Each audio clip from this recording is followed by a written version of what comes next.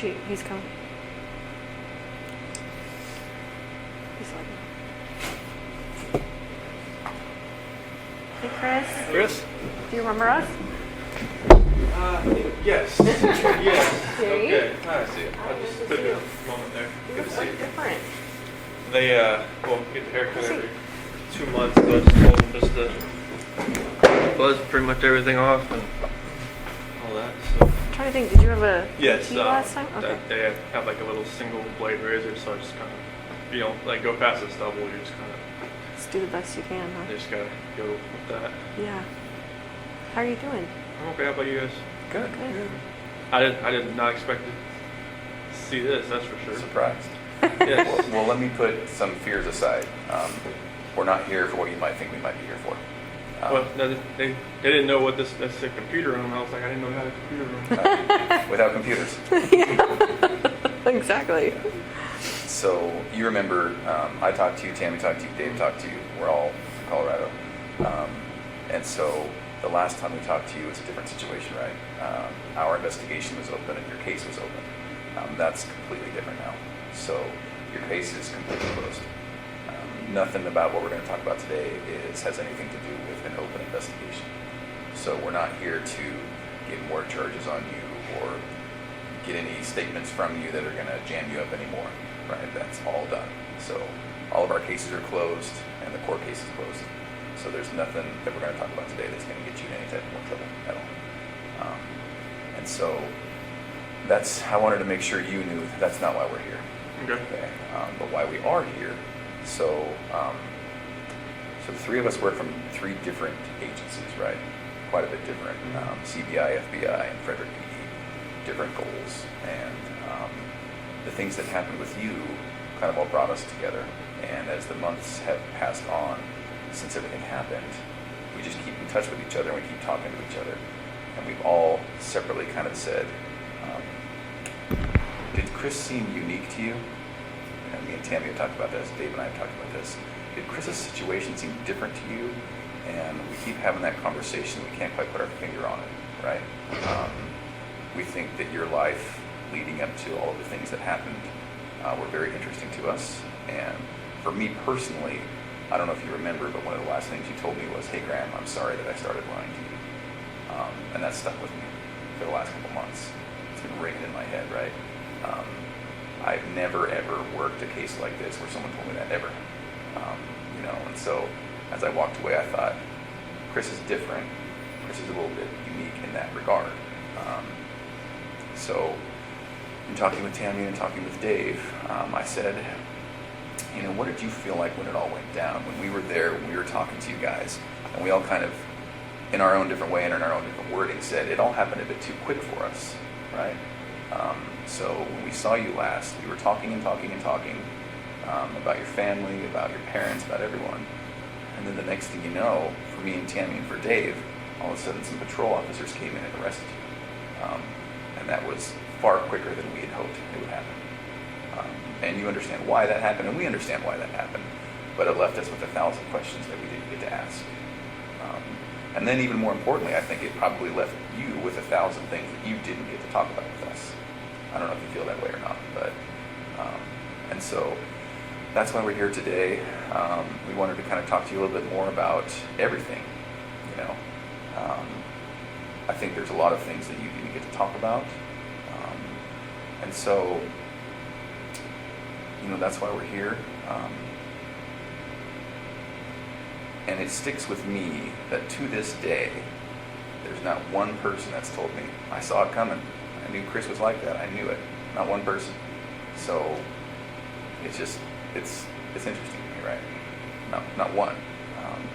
So we want to talk a little bit about that.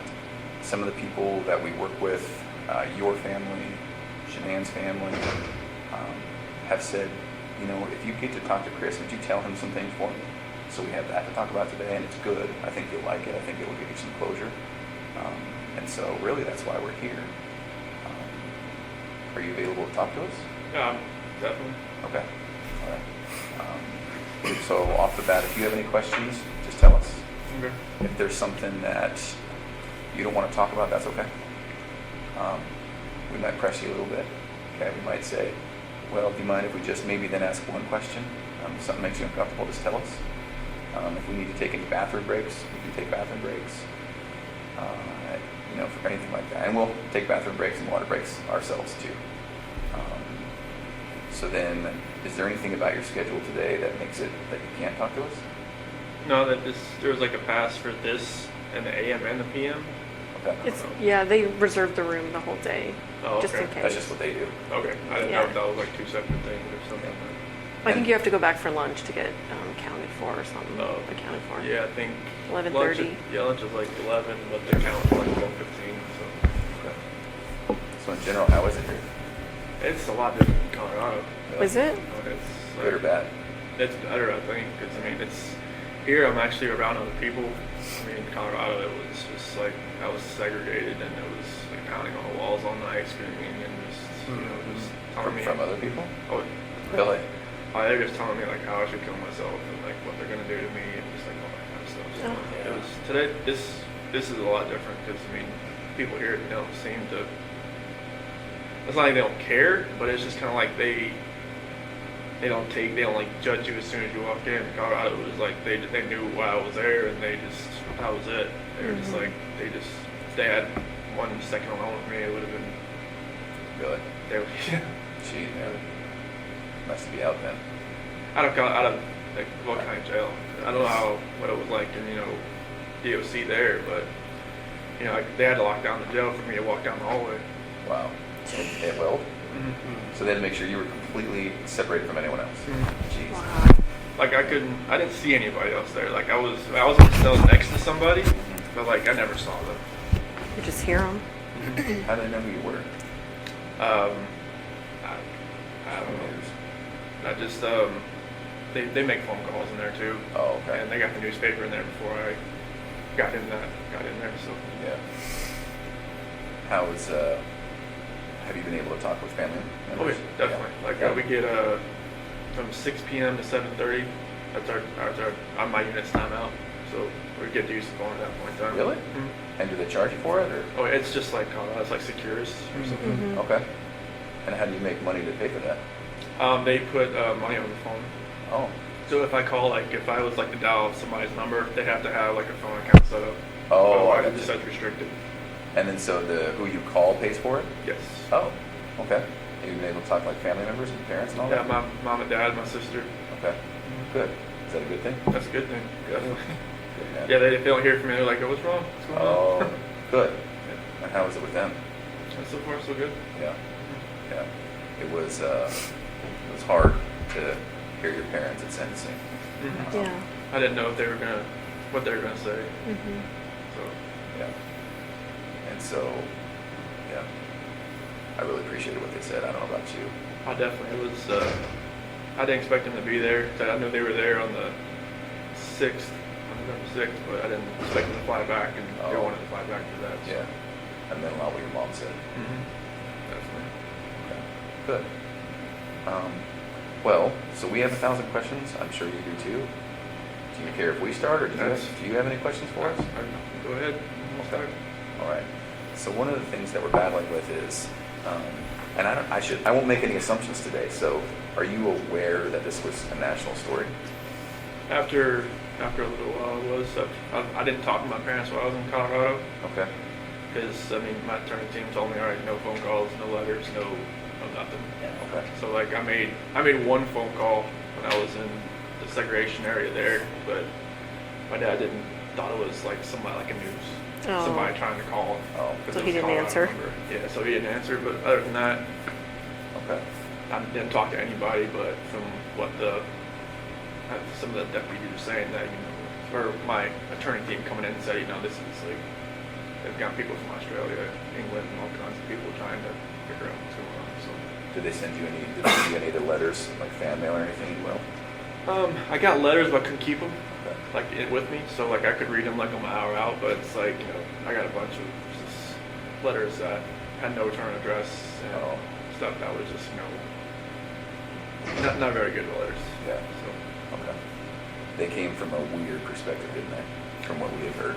definitely there was one person I guess from Broomfield that was like writing like 4 times a week trying to come visit me, and then there was just a lot of people like writing notes like bleed through markers saying, like you're a monster, or all kinds of crazy Okay. stuff. All right. Well, we're going to talk about some hard issues today, but I don't intend to take you to a dark place today. Okay.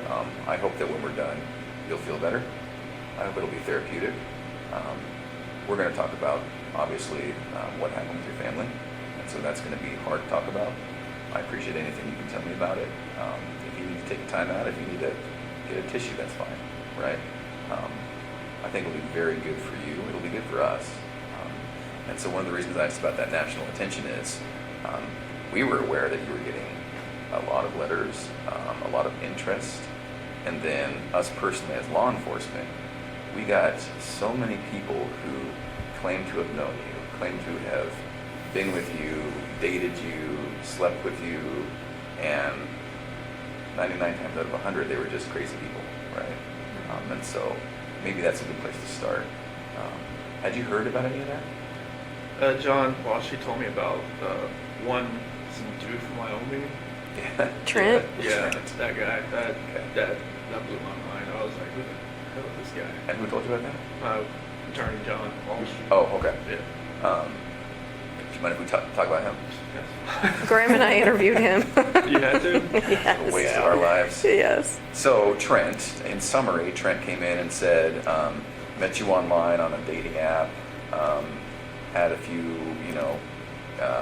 casual but quick sexual encounters with you. And let me be very clear. Not only are we not here to jam you up today, we're also not here to judge you. And if there is anything like that, you can imagine we've heard way worse, way different, So if it's true, I hope that you can just casually say, yeah, this happened. It wasn't as bad as he said, but maybe this happened. So his story was met online, met you, and it was a time when you were experimenting with maybe with men. And so he said he met a couple times, met his friends, went to an apartment, had a couple of meetings in a parking lot, and then that was basically it. Does any of that sound familiar? Okay. No, I never met the guy. Okay. All right. Yeah, he talked about being in your truck with your girls, like the whole 9 yards. So Okay. No. All right. I've never even been to Wyoming, let alone Okay. driven up there to see somebody. Yeah. And so this is maybe a weird question for you. Do you have any gay experience? No. Okay. Any interest? No. Okay. Never had a time experimented, wondered? No. Okay. Is it possible that he found you instead of you finding him? From what John told me, to find me on like a WhatsApp. Yeah. I don't even have that app. Okay. Never. You had my phone, so Okay. you could Yeah, we know. probably saw what app I had. But I've never even heard of the app. But Okay. apparently, like he told me, like I met him through like a rehab center or something. Is that what he said? no, that was another guy. Oh, okay. Yeah. Yeah. Yeah, it was totally. I had no idea. So did you see a picture of him on the news or anything? John showed me a picture of him. Okay. He was like, "Well, this guy." I'm like, John was kind of, making fun of like, "You don't know him? Sure." I'm like, "No." So you saw it and you were like, no way. Yeah, I was just Big like- lips. Did you see his giant Yeah, lips? it was just like I have no clue who this guy is. And he's somewhat memorable. Yeah. If you met him or talked to him or got to know him, you might remember. He was kind of meek, Yeah. but also a little bit flamboyant. Mhm. Yeah, he did not fake lips, but injections. Uh-huh. He was very into skincare and makeup. And he mentioned that one of the times, just as a gift, you got him some skincare products. Mhm. Does any of that sound familiar? No. Okay. You can imagine all the stuff we're dealing with. Okay, so that's one. Mhm. Trent Bolds. There was another gal that you were dealing with. Amanda McMahon. Have you ever heard that name? No. John showed me a picture of her. Okay. Oh, you did see a picture of her too? Yeah, he had like. Yeah, that's the same. True Yeah, side. it's, Does that look familiar? that's the same picture he showed me on the Okay. MSO one time. I was looking, I was like, "Who's that?" He's like, "Oh, you don't know her either?" I Yeah. was like, "No." Okay. He said it was like a Chick-fil-A parking lot rendezvous or something. Right. And that's just not true. That's what she's No. claiming. Okay. Only one been one Chick-fil-A in Colorado. That was the one in Broomfield, Highway 7. Okay. That was it. Okay. Do you feel comfortable enough today to tell us if there were other people? Yeah, it was just Nicole. Okay. Guess. And that was it? Yeah, that was Okay. it. As these people have come out, for the most part, we've not giving their stories much credit. They're just crazy people who want attention. And so, but when that does happen, it does make us think, there may have been others. And so Nicole was the only one. That was the only one. Was there ever like a one night stand with someone else just out of the blue and one and done? No. Okay. All right. Do you mind if we talk a little bit more about Nicole? Okay, so walk me through it, because that was one of the things we never really got to ask you about. Right, we didn't We just talk kind of much skipped about on and Yeah. talked about where the girls were, but so what happened there? So it was probably around June 1st or something. That's when I first met her. And it was just like a work conversation. That she messed with the gas meters that, we were out in the field. And I was messing up, and then, I took it to her like, hey, what's going on with this? Like, how do I fix it? And, after that, we just ran into each other a few times in the office, and I think it was probably the fourth time meeting. She had asked me, because like when we were talking back and forth, I would say, like we moved here from Colorado or from North Carolina and stuff like that, and then she's like, "What's all this weed stuff?" I'm like, I took out my phone and showed her a picture, like my girl's on the phone. She's like, "Oh, okay." She's like, "So," I'm like, "Yeah." I was like, I didn't wear a ring at work because like I sent off so I get refitted after I lost all that weight. So, but You lost so much weight that your fingers lost weight? yeah, it was literally like I was out in the snow one time. I went like that, and my ring went off on the rocks. So I was like, I was panicking, trying to find out like I can't wear this anymore. But so after that, she left me alone for a couple days, and she texted me outside the field. And then after that, we just kept texting back and forth, and it was just just like like she used to work in a little rig out in North Dakota, I think. And we just kind of trading stories back and forth about what we did and everything. And then one day it just kind of went to a different level, and then I never thought I would ever go to that level. But she was talking about meeting up after we got back from San Diego. Which we share. Yeah, we go to San Diego from the 22nd to the 26th of June. And we met up after we got back, and How did you guys meet up? at a park in Thornton. Thornton somewhere. And after that, we just kept seeing each other pretty much the whole month of July. So let me ask you this. You tell me if I'm wrong. You strike me as somewhat of a shy person. So when you guys were meeting, was it just kind of very initiatory, like flirting at first? Okay. From both sides? Yeah, it Okay. was just kind of like feeling each other out. It was kind of like, Yeah. Yeah. And so texts, any calls? more near the end of June, Okay. And what makes you remember that it's June that it happened? because we called each other before I left to go to San Diego. Oh, okay. All right. At first, did you think something might happen? I just thought it was just flirting. I didn't think it was actually like something that would actually happen. Yeah. Well, it's totally natural, right? I mean, everyone kind of flirts at work, right? Because the relationship between men and women is different. So if you're working with a girl at work, it's just kind of natural to flirt. I get it. I wish I was just out in the field more instead of out in the office those that month, but that's Yeah. fine. Yeah. I can kind of see it in your eyes. That's kind of where the path started, isn't it? Yeah, I mean, if I was like, because when I went from like a rover to a field coordinator, like I would spend more time in the morning time in the office trying to get everything like situated where we're gonna go, and everything like that. And, if I was a rover, I'd be more out in the field, and instead of like coming to the office like for more than an hour. Right. It just gave me more time to run into her, pretty much. Yeah. Okay. What did she know about you? Did she know you were married at first? She did once I showed her the pictures Yeah. on the phone. Yeah. On the, like the home screen picture and everything. So was your wife in that picture, or was it just your girls? It was just my girls right there, but my wife was the lock screen. Oh, So she knew I was married and my kids. Okay. are you aware that she said she didn't know you were married? That's What did you fine. think about that? I figured it was like just trying to save face, trying to just trying to. And something my sister said, it was like just trying to keep things together. Yeah. Just trying. She phrased it a different way, but it's just kind of like it's like ground control, just trying to control everything that's going on around her. Because I'm sure she got bombarded by all kind of different sides from the media and everything. So. And Have you friends. talked to her at all? No. No. I'm No. hoping she hasn't like written me in a different alias or something. No, I'm not talking to her that way. Oh. And are you not allowed to talk to her? I would hope not. Okay.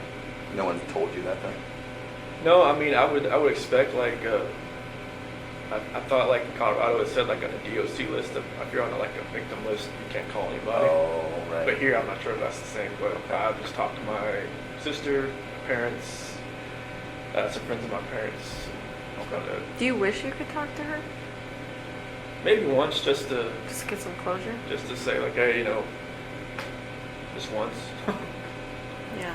Just to say, hey, like, I'm sorry this all happened. I'm sorry. I'm not sure, like, what happened, like, afterwards, like, what you went through, like, if you had, like, counseling, if you're, like, different state, if you had to leave everything behind. I just wanted to let you know I'm sorry, and that's just not something I ever saw in my life happening or happening to somebody else either. Would you be alright if we told her that? That's fine. Do you want us to? Do you want us not to? And if she would want to even talk to you guys, then I'm not sure if someone contacted her, but I'm sure she'd answer your phone call more than an attorney phone call that she didn't want to go answer. Yeah. Oh, so your attorney tried to call her and she wouldn't answer? Yeah. Yeah, because I remember her phone number, but after that they figured out, I guess, where she lived. They left a business card there. And she just, pretty much after like the 5th attempt, she said, stop coming around. Oh, Yeah. Yeah. I'm sure she's getting bombarded like everyone else, so. And hopefully it's calmed down since, but I'm sure, like, I just hope she can, like, I'm not, there's, like, normalcy for her, not since she's on the outside, but I'm hoping it can get that way at some point. I'm not sure if she had to leave Colorado or not, but I'm sure, like, that would have been hard if she did. Mm-hmm. I know Anadarko was her dream job, so that's one thing I always, like, asked my attorneys is, like, did she have to leave? Like, did she have to do anything at work? Because that was one thing, so she always told me that was her dream job, so. Oh, really? Yeah. What does she mean? Like an oil company in Anadarko is like, I mean, unless you're working for like BP or like ConocoPhillips or something. Oh, I see what you're saying. Anadarko's like, Those like big leagues. yeah. Okay. Can I ask kind of a tough question? Did you love her? I felt like it was true. Yeah. I think so too. I think it was the same from her. Yeah. Okay.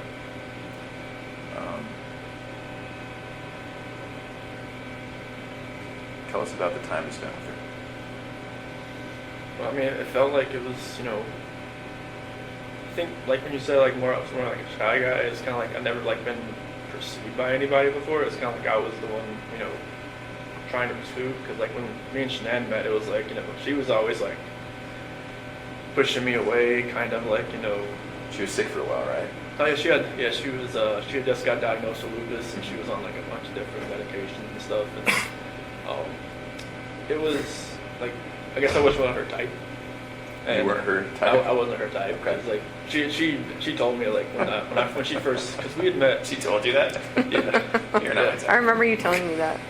Yeah, it was like, when we first met, like it was at a movie theater. And my cousin's ex-wife set us up. You were dressed like shit, weren't you? I didn't. I think that's what you told me. Yeah, I didn't know like that. Before have any games? So she was fancy Whatever, and he was in like football. shorts and I was in tennis shoes or shorts something, and right? decent shoes and like I should have known the doorman, was in a suit. And I was just like, this isn't good. And like Was when it at the theater? It was a fancy theater, right? it was Kinda? in Charlotte. It was called the Epicenter, and apparently they give you like champagne and all kinds of stuff. In the, Oh, this is a fancy date night theater. Yeah. Yeah. I think Movie he came like he was going to a like I was Cinemax, like- like like I was going to a bonfire like a or something. AMC. Like a play theater? No, it was like you we Movie just watched theater? a normal movie, but like you can like drink champagne and like Yeah. have like a Jack and Coke inside the theater and just Yeah. sit there and just whatever. But like yeah, when she first saw me, she was like, I should probably just turn and talk to the bartender a little more. And I was like, no, I'm not here to meet. But yeah, like I was like persistent trying to pursue something. I liked her, and even on our first date, like I couldn't even eat anything really. I was just like, you know, You're so nervous? yeah, Really? yeah. She was just like, you know, chowing down, and she was like, you eat like a bird. I'm like, Oh, that's "Oh." funny. And she talked to my parents like, you know, months later. She was like, this guy just never ate. And it's like, this guy eats like a trash disposal. This trash disposal. I was like, no, not around me. I was like, well, I was nervous. And I was just like, I was always like shaking and everything. But yeah, I was always pursuing her, and then just like finally, I grew onto her. Like, you know, I would always like with her medications and stuff. I would always like, she had like 8 bottles of medications, so I would always get like her day and nights and kind of like put them all in that little, you know, flip open Pill box. you know, all that kind of stuff. And I would always, you know, be around her. I even went to her colonoscopy. I mean, she said after that she knew I was like a, kind of a keeper. It's like, you know, who goes to a colonoscopy after 3 months with somebody? Right. It's a little soon. Well, she asked if she needed that ride. I'm like, yeah. She's like, you want to go colonoscopy with me? I'm like, sure, why not? Like, I even sat with her while she drank that nasty stuff all day. Yeah. Oh. That's, Where she's in the bathroom that's all a good day. test. that clear stuff that doesn't really taste clear. Yeah, but yeah, it was. I mean, it felt like it was a great relationship. Everything was great. Now you're talking about with Kissinger? No, with No, or Tom with Elshon, and Okay. like in the first year, you know, like, you know, my parents never. I don't know. My mom was always kind of hesitant. Why? I was the baby, I guess. I never, you know, I never had a girlfriend in high school, so it's kind of Oh. like she never like really saw me like. Oh, interesting. So she's kind of watching her baby walk out a little bit. Yeah, because when I turned 18, I graduated. I never moved back Okay. at home. So And my how sister old- moved back and forth all the time. So How old were you when you met Shanann? I was 25. It was 2010. So Okay. So no serious girlfriends before that? nothing more than like 6 months or so. Yeah, there was some girls here and there, but just nothing more than like, you know, the last girlfriend I had before Shanann, she was just actually got divorced, and I should never did that. But it was more of like I was kind of like helping her get through her divorce. It seemed like she went on to somebody else. I'm like, oh, nice to know. You're the rebound guy? The rebound guy. Pretty much, but you know, Good that's enough. how it goes. Would you say that in your relationships with women, it seems to me, and you tell me if I'm wrong, it seems to me like you're attracted to maybe a more dominant personality? It seemed like it because I've been more of the just reserved. I mean, I just kind of like go with the flow type. Yeah. And like Stan usually made all the decisions. It seemed like so. I get that. I'm the same. Yeah. I don't know what it is. Yeah. I don't think that's right with you, but. So then, and I know it's hard to keep bouncing back and forth, but and one of the reasons we're here is we just keep telling ourselves, Grace just does not fit the mold. Grace does not. No. Like it just blows us away what happened, right? And so we will do a little bit of bouncing back and forth, and that's really just to get to know you a little bit better, because we never really got that chance, did we? We I met you twice. Yeah. Met you once. Yeah. Probably like 3. Well, you remember 3 or 4 times probably. So then do you call her Nikki or Nicole? I always call her Nikki. Okay. I know there's so many Nikkis and Nicoles in this. Right, there is. That's I got confused. So we'll call her Nikki. Okay. So then with Nikki, was it different? It just seemed like I was more in control. It seemed like, and that never happened. Like she'd actually like asked me like my opinion on a lot of things and just like what I wanted to do, and just kind of like, okay, It was new, wasn't it? very new. Oh, that's fascinating to me. And so did it feel more like an equal partnership, or? It seemed like it. Yeah. Okay. So then when it was date night, would you guys talk about it? Would you ask to go somewhere, or would she say, I want to go somewhere? Was it too I, you know, the first time we went out, it was to a movie over at the Orchard, off the 144th over there, and you know, I asked her like, "Hey, you want to go see this movie?" And like, she's like, "Yeah." I'm like, "Okay, cool." And we got there, it was sold out, and you know, normally you probably just have, you know, just wait 2 hours, like, not just go home, but not she just wanted to walk around and just talk. I'm like, okay. Oh, wow. So that was different, and you know, I think she wanted to go to the car museum, Shelby Museum in Boulder. I've never been there, and I was That's right up your alley. oh, You're a yeah. mechanic. I was just like, that was awesome just to walk around cars for like an hour or so. And then, you know, drag race in Vandermeer. Okay. And I haven't been to a drag race since 2008. And that was in Charlotte. Okay. It was like they have a 4-lane drag strip over there. And it's like the NHRA, the Top Fuel, and fun car stuff like me and my dad used to grow up. Just Yeah. Go there like all the time. And then like went camping in Sand Dunes National Park, and I'd never been camping. I always wanted to do it. Thought it was she'd done it like countless times. I Oh, guess. really? So, Okay. She's outdoorsy? yes. Okay. Yeah, she's I guess she every time like she needed to clear her head, she'd just go by herself, just go somewhere. Oh. Yeah. So she's a completely new type of person and relationship. Yeah. Okay. All right.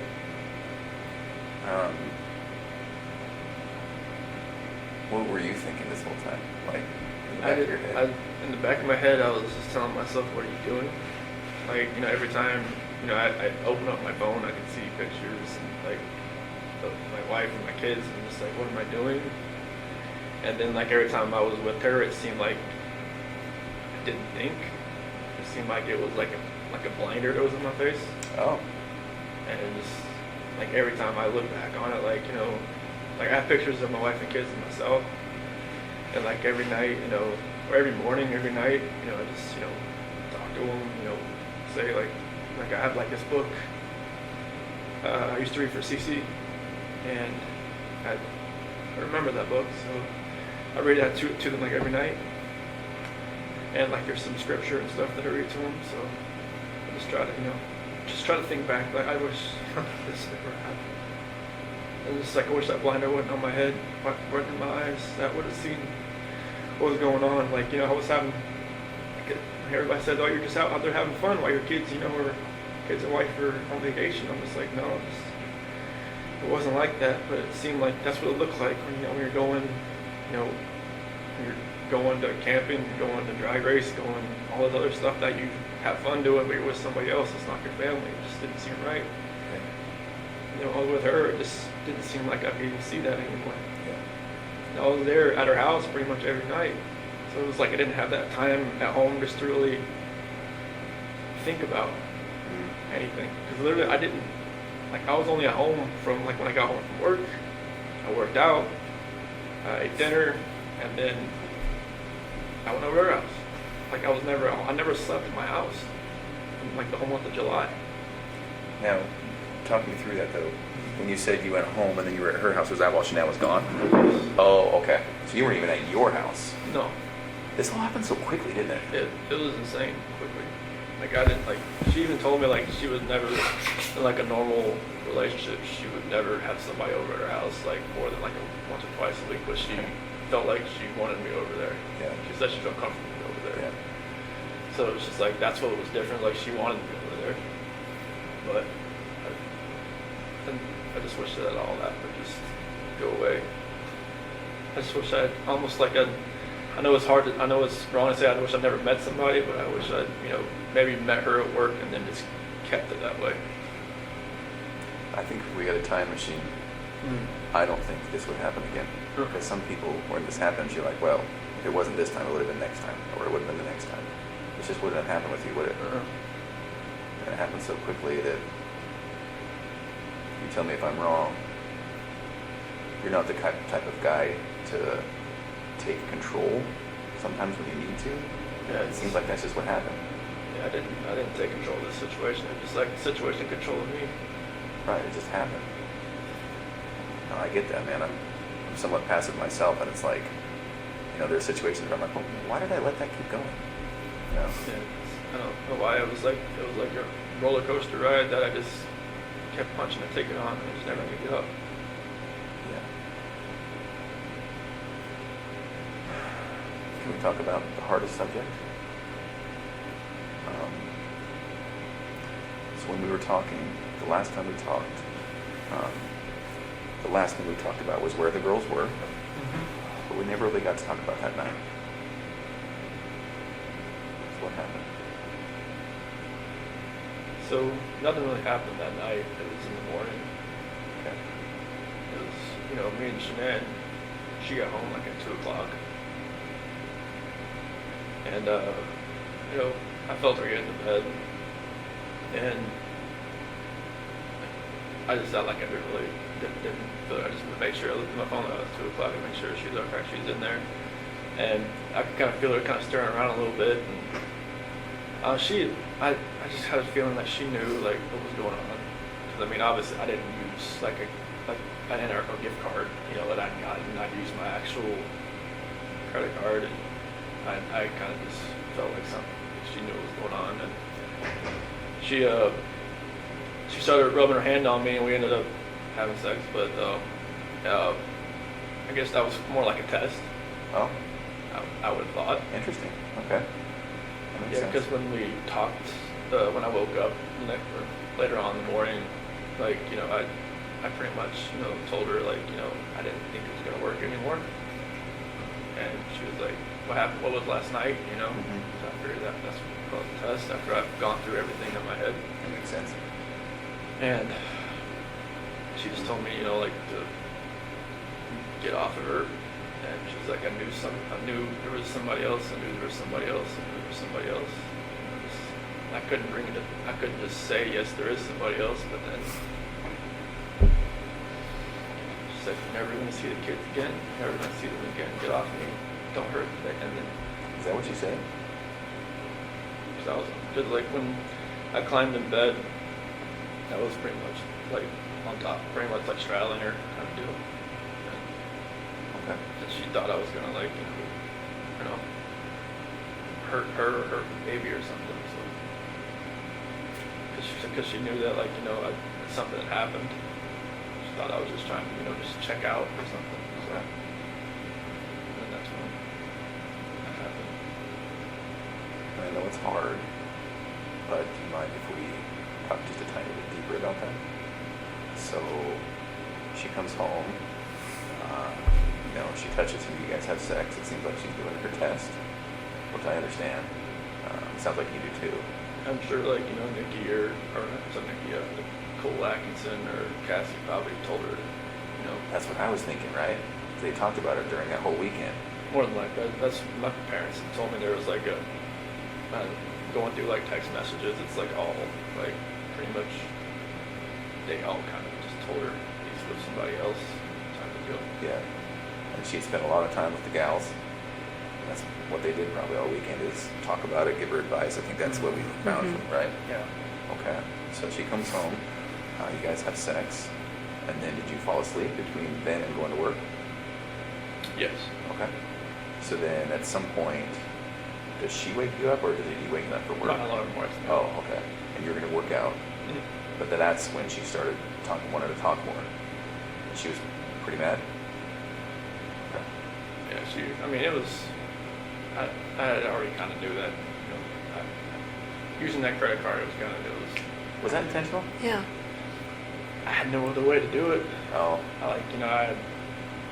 I used, like, because I got these Anarco gift cards from, like, you know, doing good stuff at work and stuff Yeah. like that, and I had used them all. oh. Was part of you just like, screw it, whatever, I don't care. I'm using this card.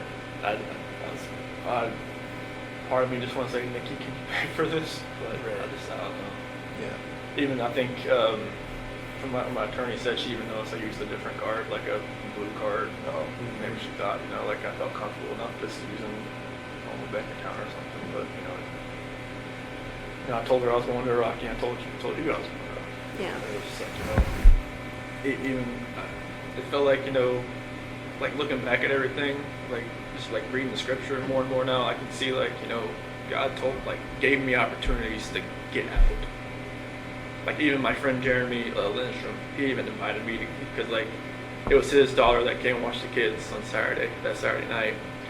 And he was like, hey, you said we're going to a Rocky game. You want to go to me with the Bronco game and watch the Arizona Cardinals? Like, in my mind, it was like, you know, go. Just say, hey, I can't find a babysitter. Bye. To Nikki? Yeah. And maybe that would have been like, you know, you know, like a light switch in my head goes off, light switch in her head goes off, Mhm. maybe it just like goes different directions. That was kind of like my last like opportunity to kind of get out. It seems like, 'cause I wish I would have said, yeah, let's go. Yeah. And I think that would have just put me on a different trajectory.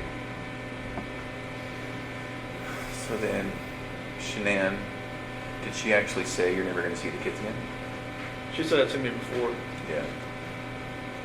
That's kind of hard to hear. Yeah, because she'd said to me before she went to Arizona. Because, like, I wasn't really sleeping in the bedroom. I was sleeping on the couch or in the basement bed or something. And, like, she had slammed the door. You're never going to see the kids again. Or something. Yeah, it was Did just, she get fiery like that? only once in our entire relationship I've ever seen her that way. Yeah. And that was a time before, or was that on the night that it happened? No, it was probably back in North Carolina. Oh. It was just like one of those, it was just a fiery argument that Yeah. I never raised my voice to her or anything, and like, you know, I just got mad and I slammed the door, and she was like, "God," I'm like, should have slammed the door. Was that when you were in North Carolina that last week? No, it was like, Previous to this that? is like 2010, 2011. Oh. It was like early. Okay. In her old house. Before kids? Yes. Were you dating or were you married at that point? Dating. Oh. Yeah, it was just like I don't remember what it was about. I think some girl maybe texted me like from my past or something, and like I was just like, this, and she was like, you know, don't have that happen again. And I'm just like, the heck, I can't have friends.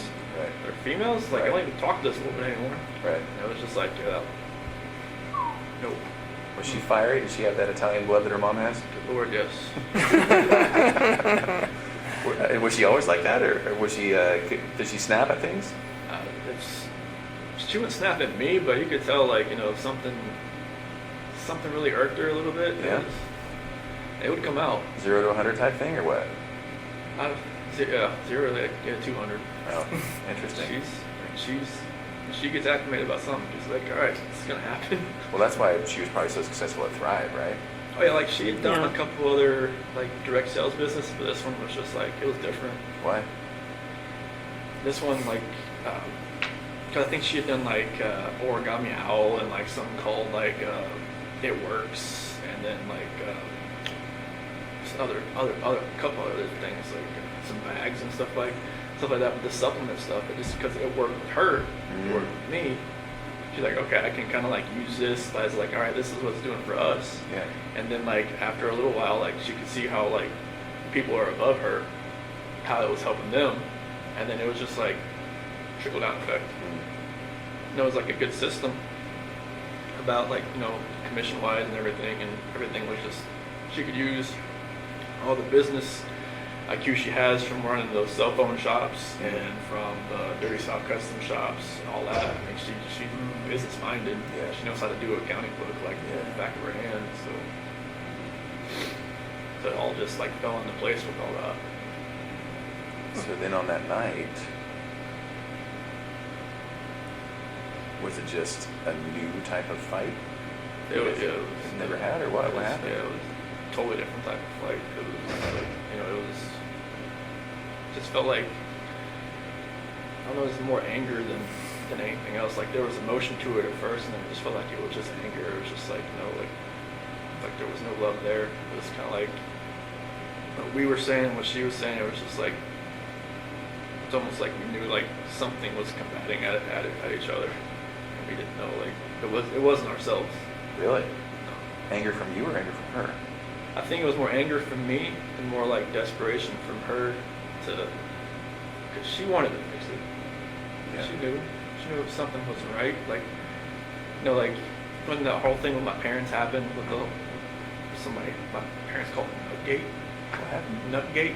What's that? Oh, With the peanut. Oh, peanuts in the yeah. bowl or whatnot. Incident. Oh, with her family? Yeah. I was Yeah, yeah, Pistachio ice cream or Yeah. whatever. it was. Yeah, people Nutgate, somebody call it nut. I haven't heard that. I haven't heard that either. Yeah, I guess what people are calling it. Okay. But that was like another out. Like, you know, maybe I could have just like stopped everything with Nikki and just kind of concentrated on helping like whatever happened there. Because Okay. Shannon had a story, my mom had a story. Like, I don't, whatever happened, I probably asked my 10-year-old nephew. Probably can tell me what actually happened.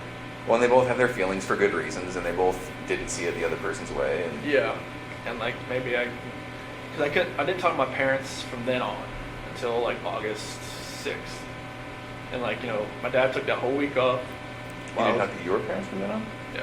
Oh, okay. Yeah, because like Shanann was like, do not talk to them, do not call them, do not do anything. Is that what she said? Yeah, and Cece's birthday was 17th, but I think the actual birthday party was like a couple days after, In August? July. July? Yeah, and like my mom or my dad was gonna go, but then there was like a post on Facebook about allergies and stuff like that Shanann had made, and my dad was like, no, I just can't do it anymore, just like because He perceived that as her taking a shot type thing? yeah. Okay. Yeah. Like she always says she never, put those posts directed at anybody, but she had a method. If you read them, you know who she's Yeah. talking about. She had a method to the madness, and you can see it. Mm-hmm.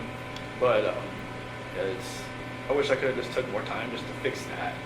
Because Yeah. I wanted my parents to be involved. Like since like the whole wedding thing, and then up to that, it was like my mom and my sister were always like combating with Shanann combating with them. My dad was always cool.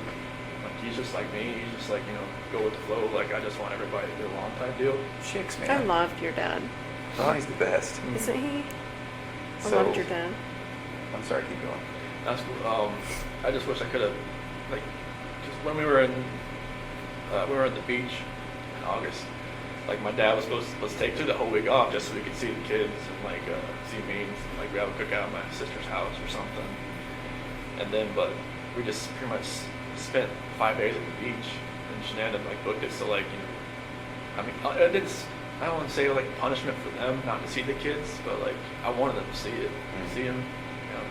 I wish I could have fixed all that. And I even like when I was at the beach, I told Shanann that it was more like what was going on was more like I feel like because my dad's my hero. I feel like I've lost like something in my life. I haven't been talked to him for 3 weeks. I haven't been see the kids for 3 weeks, on FaceTime or anything. And I wanted them to be able to have that relationship again.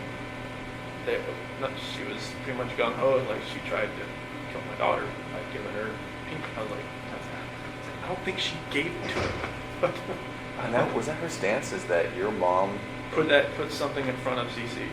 Like to kill her or No, just just like Didn't care. like Didn't pay attention. she thinks that allergies and like this state of age is like people think, oh, you'll be Like it's fine. made up Like kind of yeah, thing? he'll be fine. He'll just have a rash. He'll be fine. I've seen CC, like the first time. Well, I've seen a picture of when he had a cashew the first time. It wasn't good. And then she had kiwi the second time, and then the same thing happened. And I know it's real. Do you know it's serious? Yeah. Yeah, it's not like it wasn't like her throat like closed up, but she broke out in this full body rash that looked really crazy looking. And luckily, like nothing with her throat like happened.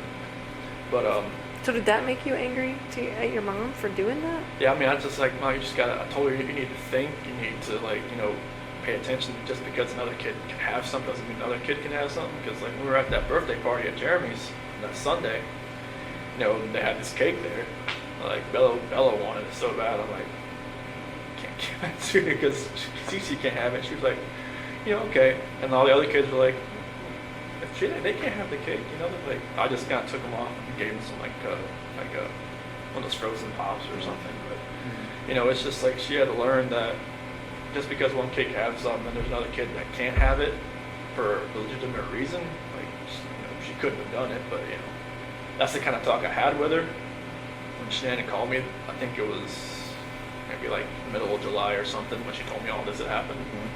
That's when I called my mom and talked to them for a while, and then they're just like, they just couldn't deal with her anymore.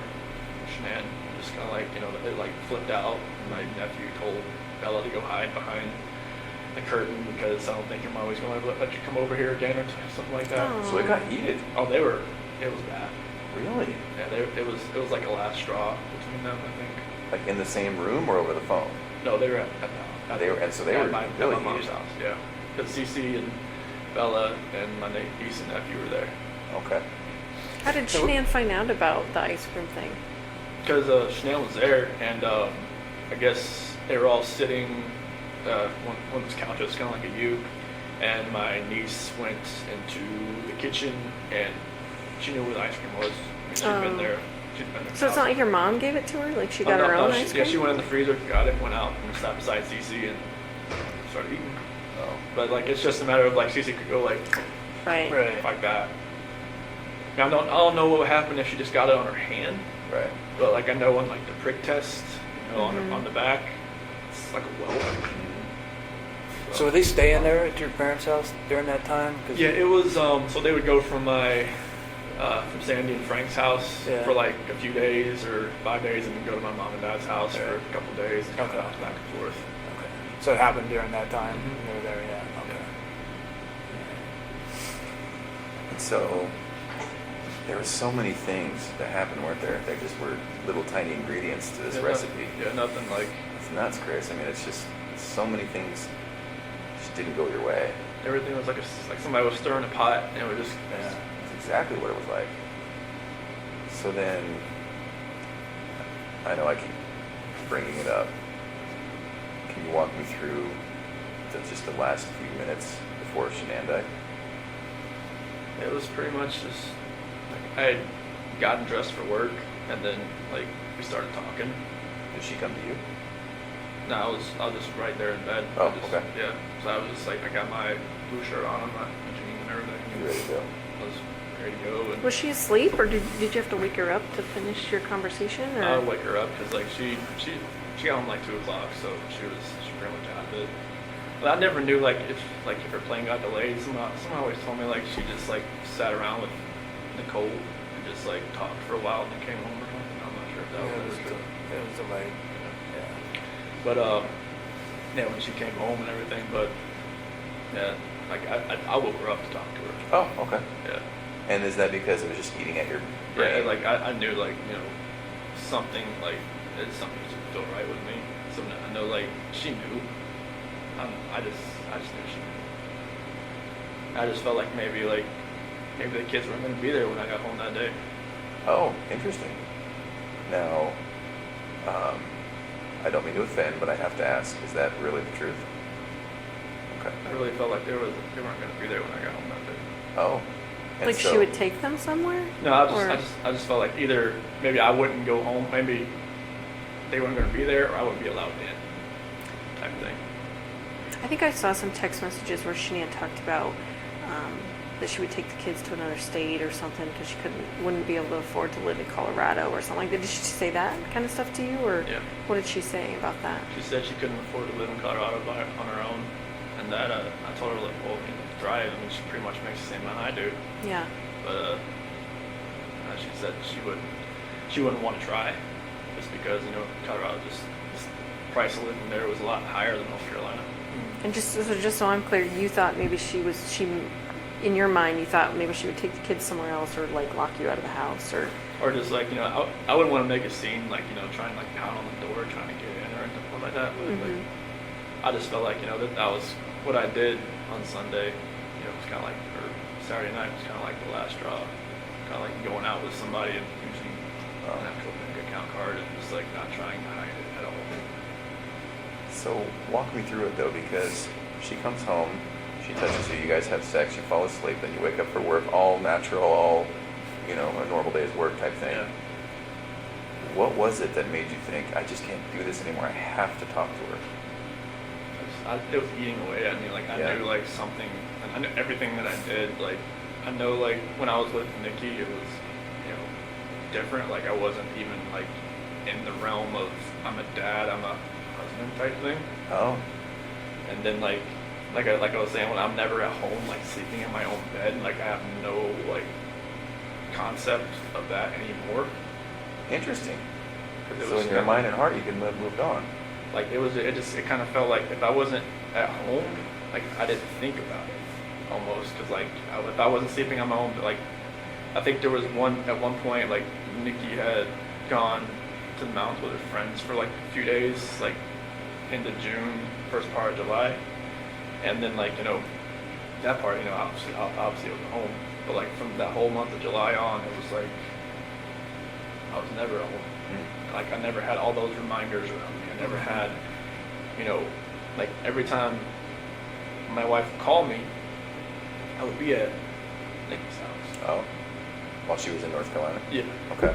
And I would like, walk outside and talk to her, like when I was next to the car or something like that. But Uh-huh. I would never be at home looking like, have all these pictures around me, just being in the same bed, seeing my kids' beds, seeing everything that, that we built for the last 6 years. And so, did you just want to once and for all get it out in the open?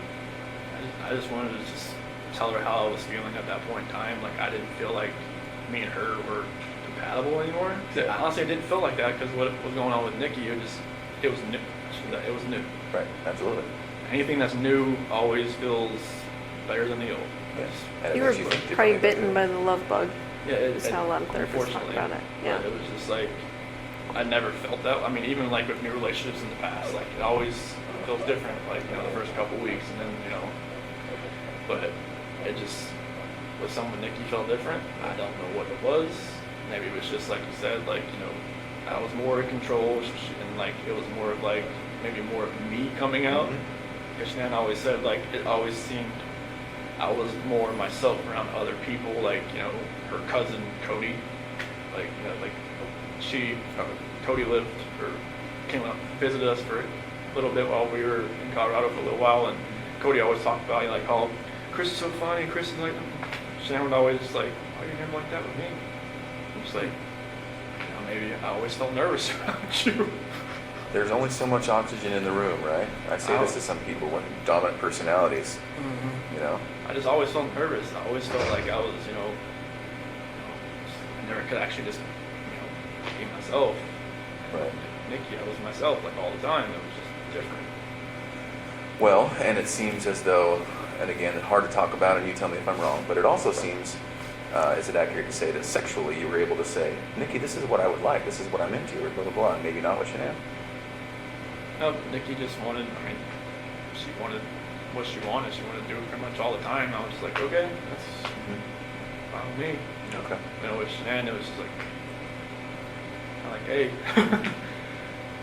Sometimes it happened, sometimes it didn't. But that wasn't the case as far as that way. It wasn't just like sex or whatnot. But Okay. it was mainly, I was just more myself. I could just not think about what I was going to say or plan what I was going to say or not, gonna say something stupid or something. But, Right. A little bit of freedom.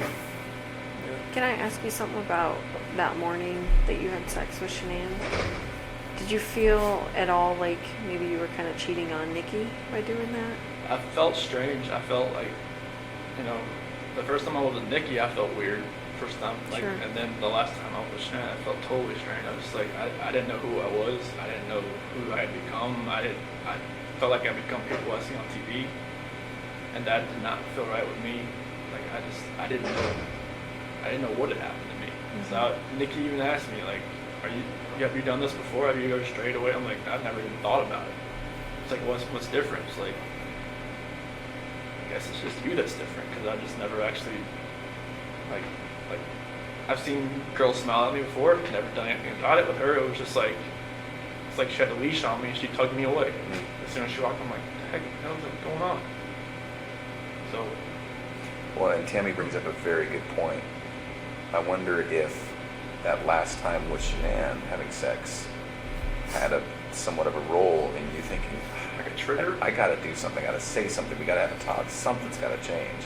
Is that accurate? Yeah, I felt like it was like maybe like a trigger point or something, like you hit the push button on a bomb and it just blows up. Right.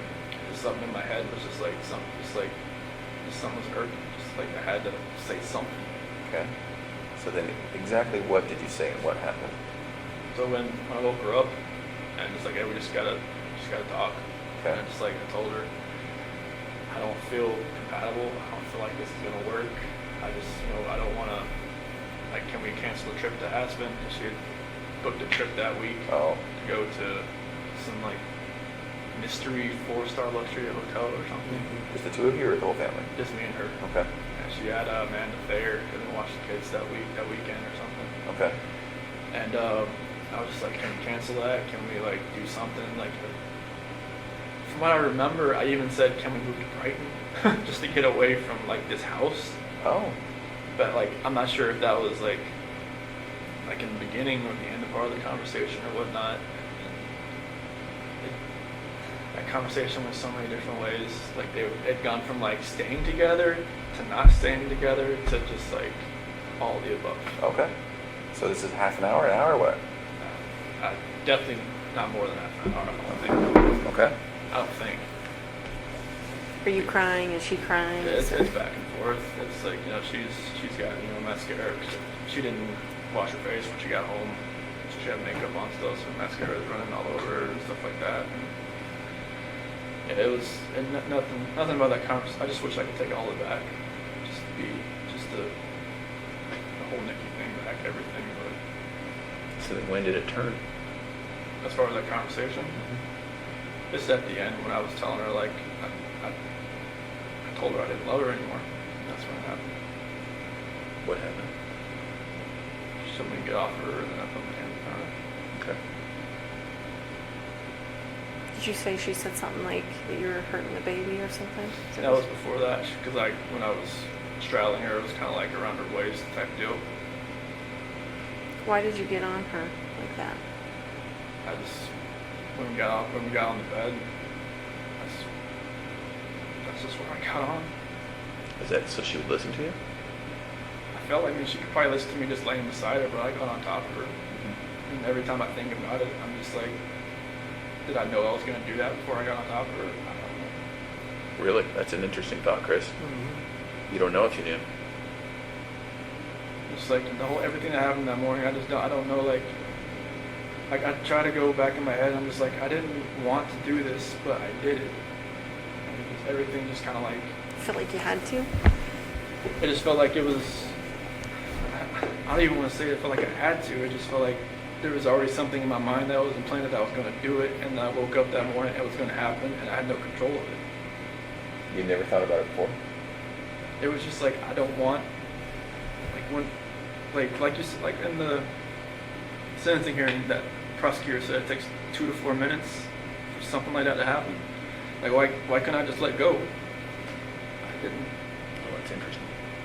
Okay, I just let Was go. it feeling like it was in motion and you just couldn't stop it? Yeah, it was just like, I don't even want to know what she saw when she looked back at me, honestly. Did you look at her? What was she doing? She wasn't fighting. Why do you think she wasn't fighting? I don't know, maybe she was praying, maybe she was just... Now I read the Bible, it said, you know, like, where the scripture says, don't forgive these people for they do not know what they do.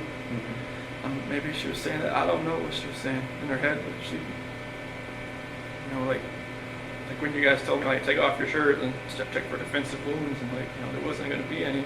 She didn't fight. I don't know why. Like she didn't grab. Could she grab your arms, or were her I arms just- pinned down, or? Not that I remember. I don't think so. I mean, I don't think like I moved to where my knees were around her arms or anything. But it was just kind of like when I got on top of her and we started talking. That was it. It's kind of like in my head, or like in the back of my head, that was going to happen. And just like at the end of the conversation, it was just like, that's what happened. I just wish I could have let go. Did it seem like it was that long? 2 to 4 minutes? How long did it seem for you? Almost kind of felt like it was longer almost, because it felt like time was standing still. It's kind of like I just saw my life just disappearing before my eyes, but it just like I couldn't let go. It was like somebody else, like if you picture somebody else around you, holding your hands, holding you, keep you from not letting go.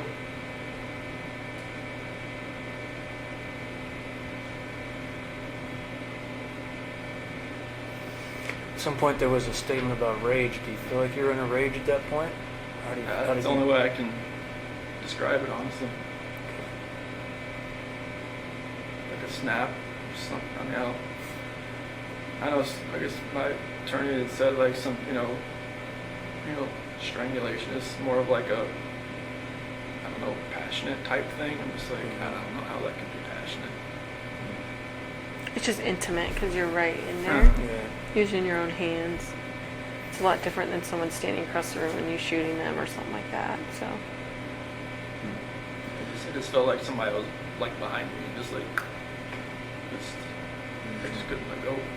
It's interesting to me because there was a lot of things in your life that were like that, right? Where you're just like, maybe felt out of control, or maybe felt like, I don't know why I couldn't take a step back, or, you know, like even when you said, when your buddy was like, let's go to the football game, you wanted to say yes, you just couldn't. Yeah, I wanted to. Like, I haven't been to a football game since North Carolina, so I was just like, yeah, sure. Like, I wanted to say that.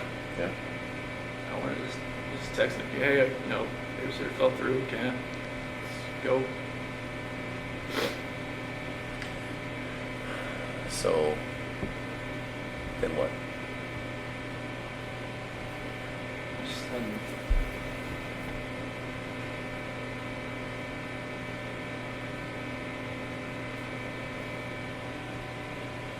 After, you know, Shanann was, I guess, once she was gone, it was just like, I didn't know what was going on. It's like, it was like a traumatic, I don't know what you call it, traumatic event type, and everything, and like, I was shaking, I didn't know what had happened.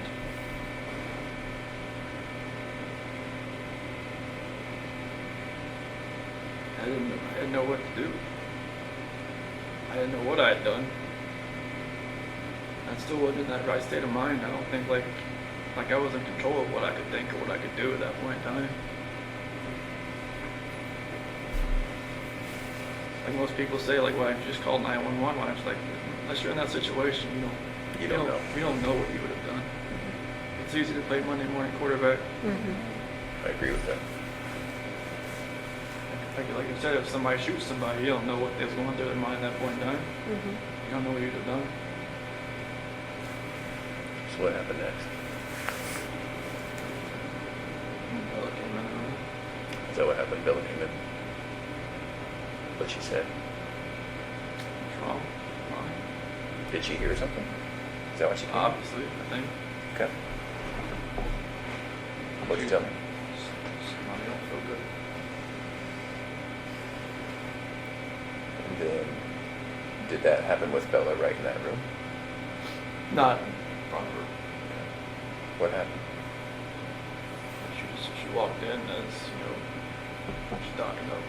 She was sleeping. Did you take her back to her room? Put Shanann in that sheet that you found. It's like, Okay. Then what? carried her downstairs and back my truck up. At that point, were the girls still there? Okay. So then Shanann's in the truck. Then you went back to the house. And got everybody back in the truck. Was Bella first or was Cece first? In the truck? Yeah, I'm sorry. So Shanann was first, and then Bella was next. Was Bella alive when you guys got in the truck? Oh, okay. What happened? I woke back up. Okay.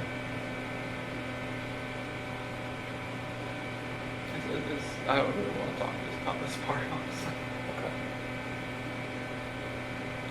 Those are my kids. This is my baby. I have to talk to them every night. I help see them. Okay.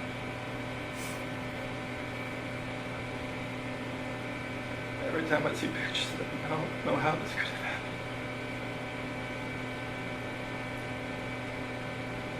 Being a dad was the best part of my life. I took it all away.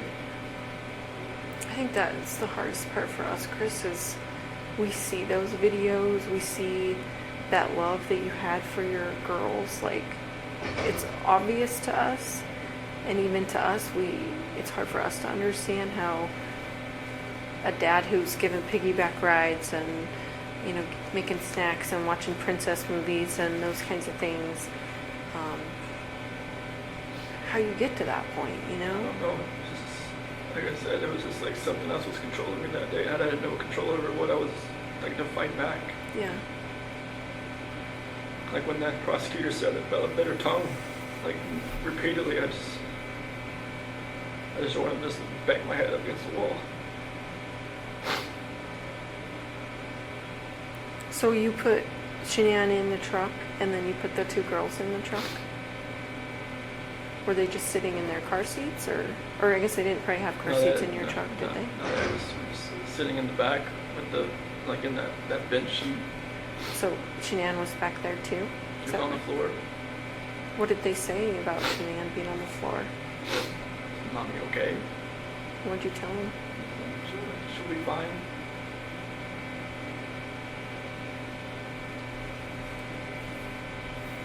Did you have their stuff with them, like their toys and their blankets and stuff? They had something with them that they carried. One of them, I think Cece and Bella had like a blanket or something with them, Mm-hmm. like a pink blanket or. What about the dog? I think one of them had a dog, right? That talked or dog. Yeah, Cece? yeah, one of them had like a little barking dog. Was that with you too? Do you know? I think it was.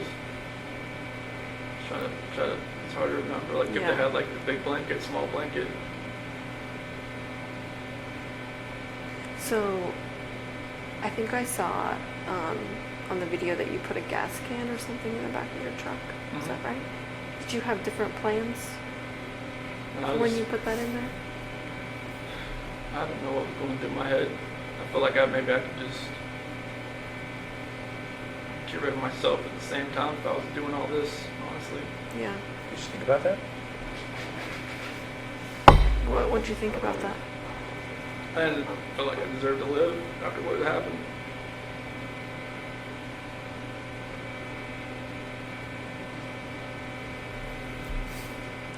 Was there any thought to the whole family going away that day, to include you?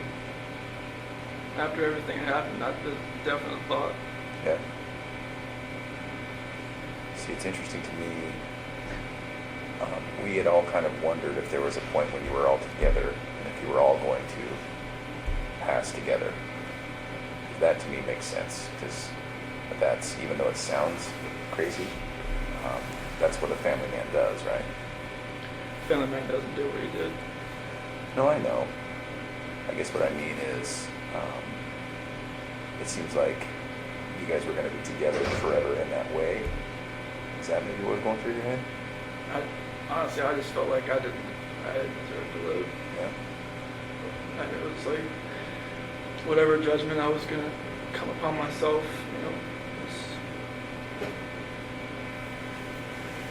I just didn't deserve to be on this earth anymore. Mhm. What happened? Okay. So what made you not do that? Do you think?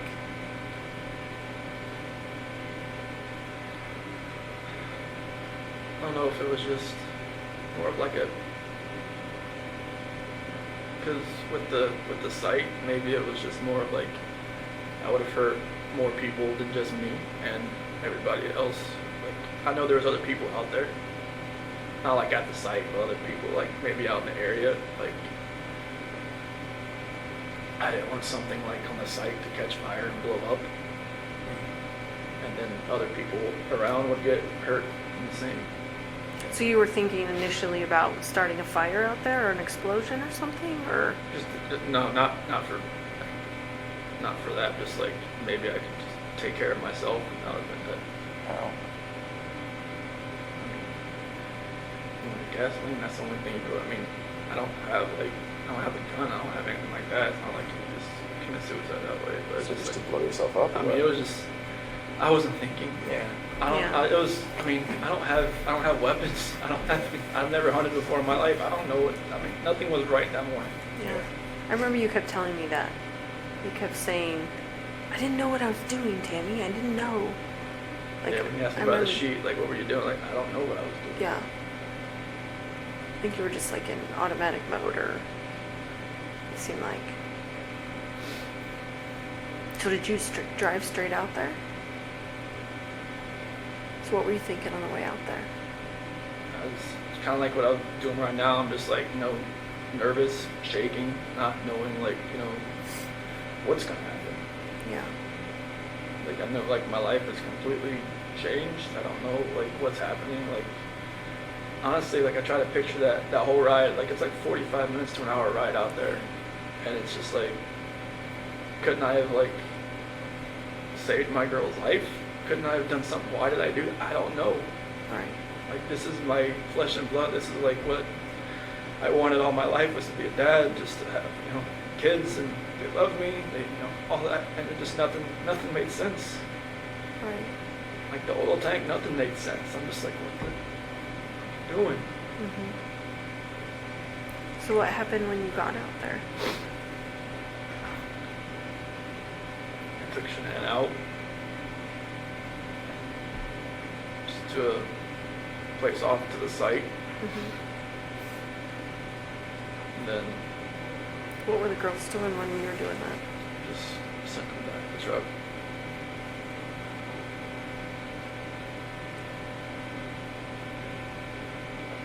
And then what happened after that?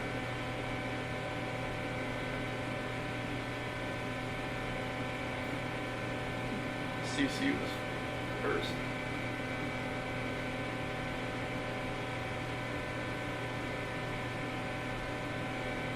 She did have a blanket. She had a blue blanket.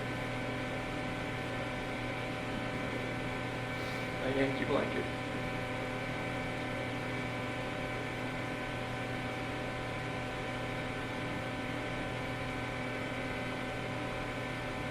So was she alive when she went into the oil tank?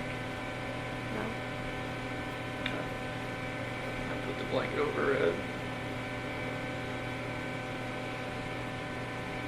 And that's how she passed. Couldn't breathe. I put the blanket over her head. I didn't want to. No.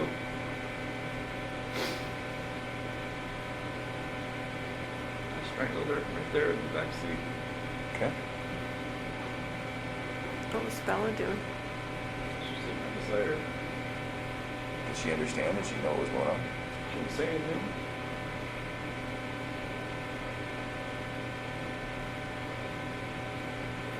And then the same for Bella? Just without a blanket?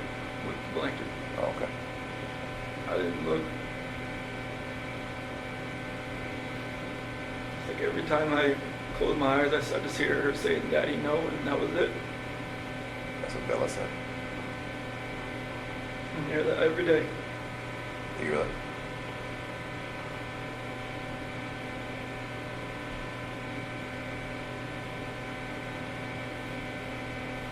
Sorry, man. You know, sorry doesn't really take anything back that I did. I know. Is it possible that in your mind you didn't want them to suffer throughout their life? Was this like a mercy thing? I mean, you can say that like after the fact, but it was just like, I don't. You didn't feel like that during it? I just didn't. I felt like it was just like an anger with Shanann, with everything, that I was just taking it out on everybody that was in front of me that morning. Yeah.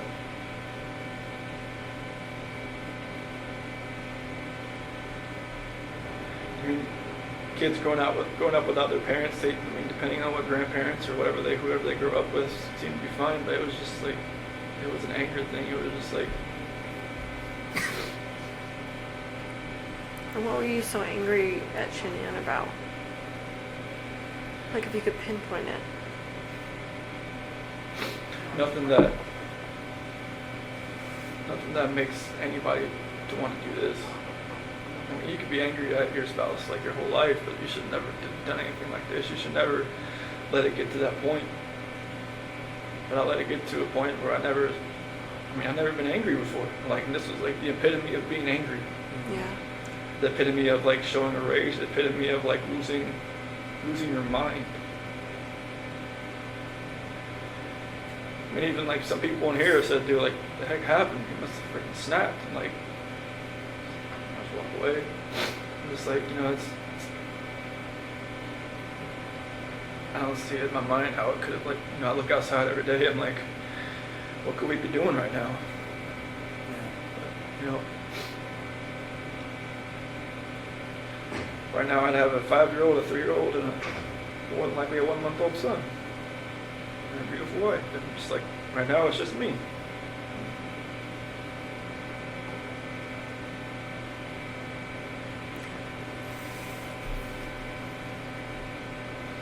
I watched that video of you finding out that Shanann was pregnant.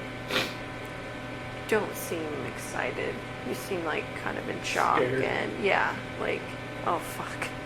Like Well, it's it's- already complicated and now this. Well, it's like when we had talked about it like a couple weeks, it happened fast. Like with Bella, it was like we almost gave up Mhm. trying, and then she bought me like a supercharger for my car.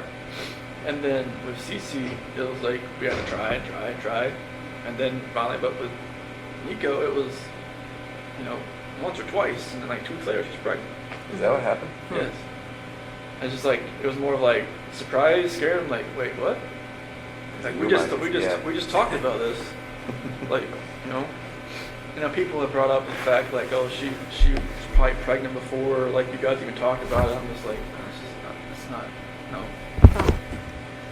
But like it was insanely fast. I give it that. Like that's the only reason I ever gave that notion, like even the moment of thought, because it was like faster than any other time that she'd gotten pregnant. You just didn't seem happy. Like, you know what I mean? Like, Yeah, I haven't like, I don't remember the video much. I know she was wearing like a "Oops, we did it again" shirt, I think, and I was walking out with my cooler or something. And mhm. I don't remember like my actual like reaction, like watching the video, but like I could see her probably see like didn't seem like he was jumping for joy type thing. Yeah, it didn't seem like that. Did you watch the one of when I found out about Cece? Oh. No, okay. Is it totally different? Yeah, it was. Yeah. Yeah, it was because Bella was in the crib and it had an eviction notice on the. Oh, yeah, I on think the you told crib. me about it. Yeah, I never saw it though. Yeah, I picked up Bella and spun her around and whatnot. This time it was just me and Shanann, and she was in the kitchen. I don't know, like I don't forget what date it was. Maybe like June 3rd or 5th or 7th. I'm not sure like what date it was in the video, but maybe I already felt guilty about talking to Nikki at work. Yeah. Maybe that was going through my head. Is that the potential timing? Does that make sense? Okay. I don't remember the video, what date the video was, but I knew like I'd kind of met Nikki around like June 1st. I knew like she told me like afterwards. When you say met her, you mean like went on a date with her? No, I never went on a date with her until she was in North Carolina. Oh, okay. Just like flirting stuff. Yeah, I mean there was natural flirting back and forth, and I was just like, I knew that like with that video timing, I probably just looked like I was like felt guilty for even talking to the girl at work. Well, you probably did, right? Yeah. Did you guys fight before, you and Shanann? I know you talked about like not really raising your voice and stuff. Was there? Because I want to say, didn't a neighbor talk about them fighting and stuff? Yeah, but that was embellished and exaggerated, and he retracted that. Oh, he ended Yeah, up doing yeah, that? he retracted that. So. Did you guys ever fight? Did you ever? No, I mean, it Was there always- any domestic violence in your house? Like, No, like we never. this is strange to us to Even have. from her to you, I mean, Yeah. she gets mad when she's pregnant and grabs a knife or No, like I mean, scratches you or smacks you around or nothing? No, she's never like nothing. Okay. That's what makes all this even more hard to understand from my standpoint, and from yours too. Yeah. Did she ever belittle you at all? Did you ever feel that way? Maybe. Was that? Did she ever make you feel like she belittled you, or you felt belittled by her? I mean, there's always points like in a marriage where like the dominant person like takes control of Sure. everything, but like I was just my whole life I just kind of went with the flow. Like I never like put myself in the center of attention. I didn't want to be. Yeah. And I just wanted to be in the back row. Mm-hmm. So I mean, if she did belittle me, I couldn't pick an exact point or time. So you never really felt that way, right? No, I mean, Yeah. I mean, I always knew I was like, the introvert, and she was the, Right. she took control of most situations. Like when people came over, like I knew what my role was. Yeah. Like I watch videos of like cooking, or she'd make like power balls, or or like protein balls or whatever. Yeah. You just don't seem like you want to be in those videos. No. Like I feel like you were being forced to be in those videos. And correct me if I'm wrong, but Yeah, that's what it seemed like to me. I hated being in videos. I mean, I did it for her because Right. it was for her business and Sure. stuff. But like it I hated just being out Yeah. for everybody to see. That's why like the whole like the gender reveal thing, I was just like, I didn't want it to be like some live Facebook video. I'm just like, no. Yeah. But like I never wanted to be out there. Yeah. I know I'm like, Well, even when she was, because we talk about this a lot, Tammy and I and Dave, even when it was, you know, I think it was Florida on some Lavelle or Thrive thing, and she's like, here we are, and it's all expenses paid, and I was like, I remember looking at you and Republic. thinking, like, he is not into this video right now. No, you don't look into any of the videos, I'll be honest with you. I wouldn't be either. Yeah. That's not me.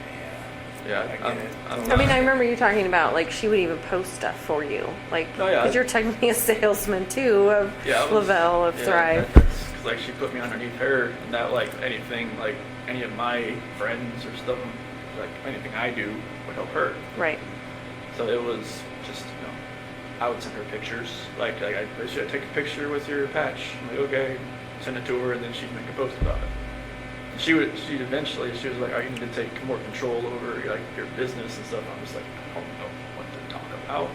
Right. Like if I went up to talk to somebody at the mall or at the pool or somebody about this, I'd just stumble all over my words and just like they'd be like, okay, bye. But no, Yeah. yeah, I'm not a salesman. She's I mean, she could sell everything you're wearing back to you, Right. and you wouldn't even know it. Like, wait, I just paid $40 Right. for this shirt. I paid $20 for it. Yeah, it's those videos were not me. I did it just to support her. You know, like she would always say, "Oh, Could you tell her no? Could you say, I don't want to be in that video? Or was that an option? Probably not an option. I mean, it's like, you know, she would have been like, oh, why, this is to, you know, help our family. This is for, you know, to help this and that, you know, so I couldn't have told her no. I mean, it would have made her mad. I would have been like, no. I wouldn't want to start that just because it's for the business, it's for the family, you know. I was just going to try to help out wherever we can. Right. Did that actually make money? Mm-hmm. So not only just more sales, but it actually put money in your guys' pocket? Mm-hmm. Okay. And she made probably in that last year, probably as much as I did. On commissions, basically? I mean, I know that's a simplified version of it, but... Yep. I mean, it's they don't take taxes out on it, so. Right. So that was like the good thing, and they paid for your car. Mm-hmm. So Did they give you an allowance or something to buy a car? yeah, well, if Or lease it? if you're a certain level, like a 12K or above, they give you a car allowance once a month. I'm not sure how they made money. The owners doing that, but they did. Yeah, Unless there's just like an insane markup on the product, which I guess there is. probably is, yeah. I'm not sure how much it costs for them to make it. Yeah. Did you feel like a different person wearing those patches? Especially like the Duo, the Burn. I mean, it felt. I mean, like the Apple Watches. Like if you look on it, like when it tells you you're exercising, it says I was exercising like all day because my heart rate was like up Oh. just from those patches. Was it just full of caffeine or what? They just have something. They had something in them. I mean, I had the black label ones, the longer black ones.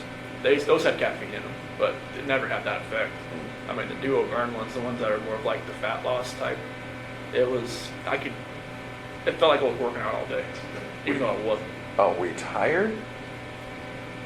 I mean, I know at some points, I mean, even Nikki said that, like, you know, I'd fall asleep on the couch, Oh. on her couch while I was talking to her, and then, like, pick back up like I never knew I fell asleep. Mm. Which I don't know if it was, like, an insomnia thing or what, but, like, I wasn't sleeping much. You had a lot going on then. Yeah. Yeah, but that was the only patches I really felt like a real big difference on, just because it felt like I was working out all day. Mm-hmm. You don't feel like they changed your personality or anything like that, though? Or do you? I don't really know. I know I just felt different on those than any other patch. It felt like I could just go longer and longer each day, Mm-hmm. and I'm not sure like if that was probably a bad thing, because I don't think I was probably sleeping more than 3 hours a night. So would you stay when Shannon was gone, would you stay with Nikki and then go home for to get ready for work? Yeah, I just wake up at like 4:30 and go home and get ready for work and leave. And I just work out when I got back home. Mhm. What were the conversations with Nikki as far as, at some point you guys were talking about her helping you find an apartment. So what did you guys talk about as far as your future together? That didn't really happen until like I got back from the beach. So I told her like I lied to her like, hey, like I had talked to Shannon about getting a separation. And that talk hadn't happened yet. No, I mean Okay. it kind of like she knew something was going on at the Yeah. beach. I mean we weren't sleeping in the same room, and then Yeah. she even mentioned the fact like, hey, Colorado's a 50-50 state or something like that, and I was like, okay, well, I guess she looked it up. But that actual talk hadn't like actually Okay. happened. I was just like, I thought it was going to happen. Yeah. And so in conversations with Nikki, and I get it, I mean, you're telling her like the progress toward the divorce is a little bit more than it was. And then so what were you guys planning? So it was more of like she was gonna help me find a apartment that was affordable. That's kind of just around like Brighton or maybe just close to work, like Fort Lupton or something around there. That's kind of like where my area was. Did you talk about moving in with her? She didn't want that. She didn't want that. Would you No. have done that if she would have been No. cool with that? I've been a little too soon. I would have thought. There was just we'd only been really seeing each other like almost like a month, or maybe just talking about 2 months. That would have been really. But she called her house like her apartment like her. I don't know, like her, kind of like a shield, or kind of like her. She had another word for it, but Like her safe place? yeah, like a safe place or something like that. And she didn't like, people like to invade it, but that's why she always let me come over, because she said she felt like it was fine, like her dog liked me and everything. Like she would say, hey, you just ship people along here type thing. I'm like, oh, okay. So you and Shannon, did you talk about selling the house? Or what point did you? There was some discussion there with Ann Meadows and Yeah, she had sent an email to Ann about like how we would go about like selling the house. Yeah. And I think Ann told her about Ann was always about getting pre-approved. Just like like if you're going to sell your house, get pre-approved for like another house, so it's like much faster. Yeah, so you can just quickly transition from one to the other. Okay. When did that happen? Remember? I think it was either right before we left. No, that had to have been like first week of August, somewhere around there. I think she may have contacted her. Okay. So the plan was maybe to buy a house. I think you told me in Brighton. You think about buying a house in Brighton. Yeah, just like Yeah, from she under liked it. that Adams 12 Mhm. school system or something. Yeah. So Okay. I think that's what Brighton is. Adams County. Yeah. What were you thinking about when you called the school that day, on Monday? I was freaking out. I didn't know like I was thinking in my head like what I just did, what I just done, and I didn't know like it was stupid to do anything. Just to call the school, to call Ann, to call anybody. They were right to be suspicious about anything. Look, 'cause I knew I probably sounded eccentric on the phone and out of sorts, and just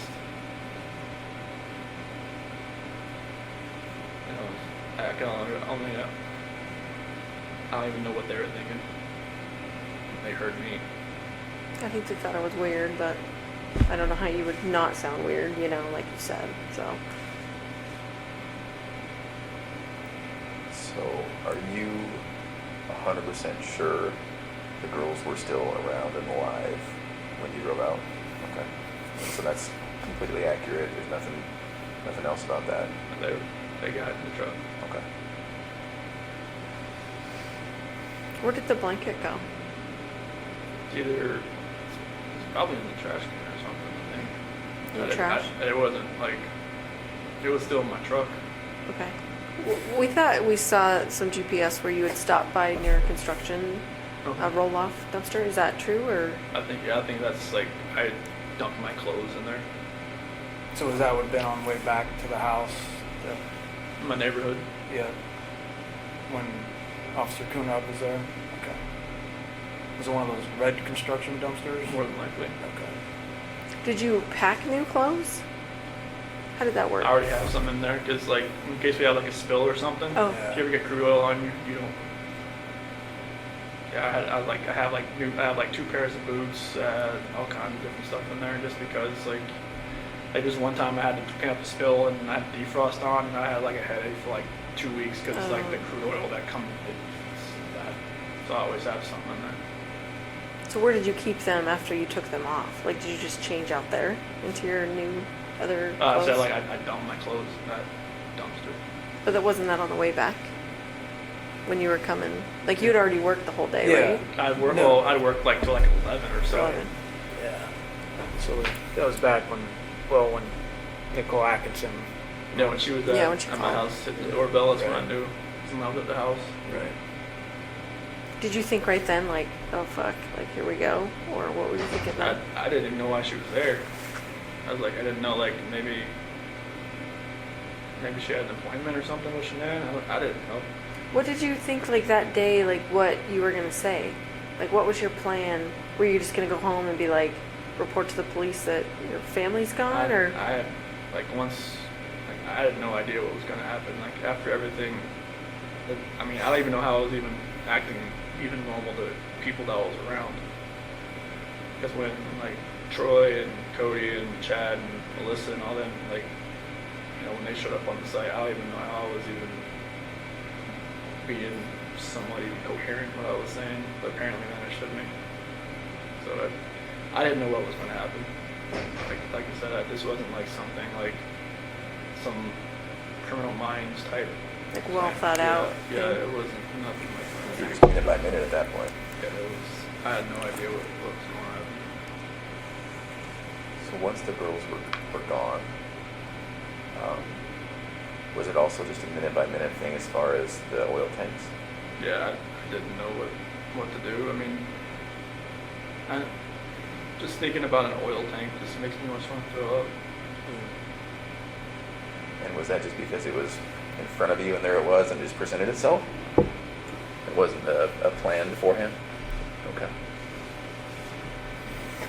Was there any reason why the separate ones? No, it's like you said, it was like going up the stairs, and it didn't. No, like what Frank said, is like I was trying to separate everybody. That's not. No. No, Yeah. I didn't want to separate anybody. What was the reason? I can't even tell you. It was like I said, like something else was in control of what I was doing, and it was like I was doing something I never thought I would ever do in my life.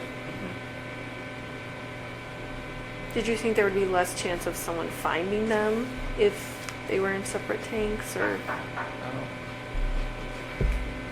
Sounds like he's over there. Oh. I didn't. Whatever my reasoning was in my head that day, it wasn't sound. Nothing was right.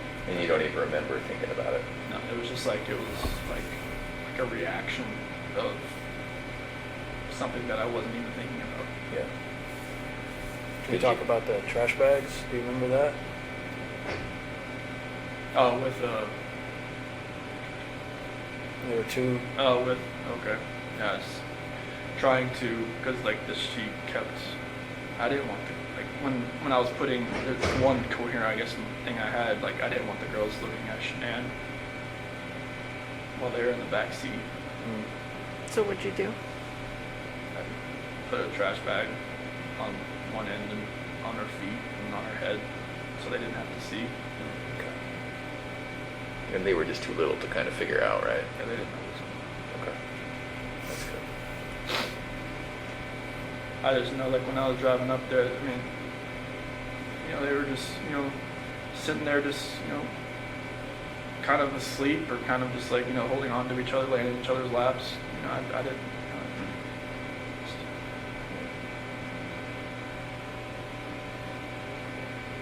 Do you remember having any thoughts or thinking about why not just putting them all together with Shanann? Honestly, it was just happening so fast. I had no time to really have a thought. That was, my own. Okay. But I wasn't like dutifully trying to separate anybody Yeah. passing away, trying to keep anybody separate. And everything, you know, Frank, Sandy, and Frankie said, you know, like I don't hold it against them. I mean, they can hate me for, they have a right to hate me for the rest of their lives. They don't hate They you. don't. In fact, while we're on the subject, I speak with them weekly, and I told them that we were going to come here and then hopefully would speak with us. And they told me to tell you, understandably, they're devastated. But they actually said that they love you. They still love you. And Sandy explained it. You know, he's our son-in-law for 8 years. I can't just turn that off. So they don't hate you. They don't. That's amazing to hear that. Yeah. Well, and I can tell you, Sandy was the one that was most resistant to penalties in this case, and she said that. She told me that from the very beginning. That she didn't want that. It's God's decision. It's not her decision. And then she told me that even then. So it's not just a one-time thing that she has said it to me. It's been over the whole course of the event. So that's probably one of the most honest things someone's ever told me. You know, so it's pretty amazing. You know, her faith is. You know, she's obviously a believer. So am I. I Yeah. get it. So I understand it. You know, so, That's amazing to even hear that. yeah. Good people. I would have figured they would have hated me for. They don't. I mean, yeah, anybody would think that. I certainly would have, but I have to admit I was surprised, really taken aback by that. But they certainly don't. What did they say when they knew you were coming out here? They said they want to know, details because they need closure, and that's really all they want, and they want to keep it private. And I said, well, absolutely. That's we'll talk to them about what you told us, and just so they can put it past them, because they're having a hard time dealing with it and trying to get past it all. And I think that may help, just to know. Closures, you know. I mean, my parents still think, like I told them I pled guilty for a reason, Right. Right. and like I told it to them when they had that video phone thing in Colorado the day before. Like I pled guilty, like I plead guilty for a reason. Like I didn't just, I knew other people were watching, so I didn't just go in and like just say anything. Mm-hmm. Like they seemed to take it. Like, okay. What And made you do that, Chris? What made you plead guilty? I didn't want anybody else to. I didn't want them to go through this for 2 or 4 years. I didn't want my attorneys to lie for me for 2 to 4 years. Like they would have done anything I told them to do. Sure. That's what they're. I don't see how they can do that. And like that's what attorneys do. Like they take their defendant and they say, hey, like what happened? Okay, we'll go with that story. Like I told them everything I just told you guys, and it's just like they got together. Like, well, if they ever offered a plea deal, would you ever want to like just plead guilty to them? Like, yeah, I mean, if we can end this, let's end it. Like I was like in September, I told them that. Really? Yeah, they like, but it was way too early, and prosecution was still doing their Yeah. investigation, used to grabbing evidence and all kinds of stuff, and that wasn't even really on the table. So I think it was like around Halloween. I think that's when the prosecution went to Frank and Sandy and Frankie's house, and it's talking like, if we can end this, would you be open to that? And that's when like the whole death penalty and everything, all that Right. conversation happened.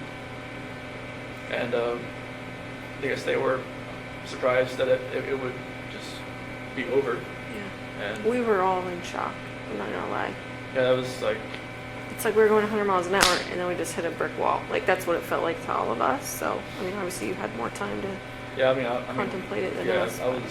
I told John and Kate and Sophia and everybody, Amy, okay, if we can just stop this, and like, I know it's you know, everybody's telling me to fight this, you know, there's no, like, there's, like, I don't know, everybody's saying there's, like, not enough evidence to such and this, and that, and I'm just like, no, I'm just, like, this needs to end. Like, I don't want people to have to, because for Frank and everybody to have to fly back to Colorado every single time and get reminded of this, like, I'm not sure, it's never going to go away, but to actually have to come and talk about it, have other people talk about it, have, you know, all three of you get on the witness stand and say, you know, what they saw, what they've seen, you know, what they heard on tapes and everything like that. It's just like, I don't want people to relive that over and over and over again for years.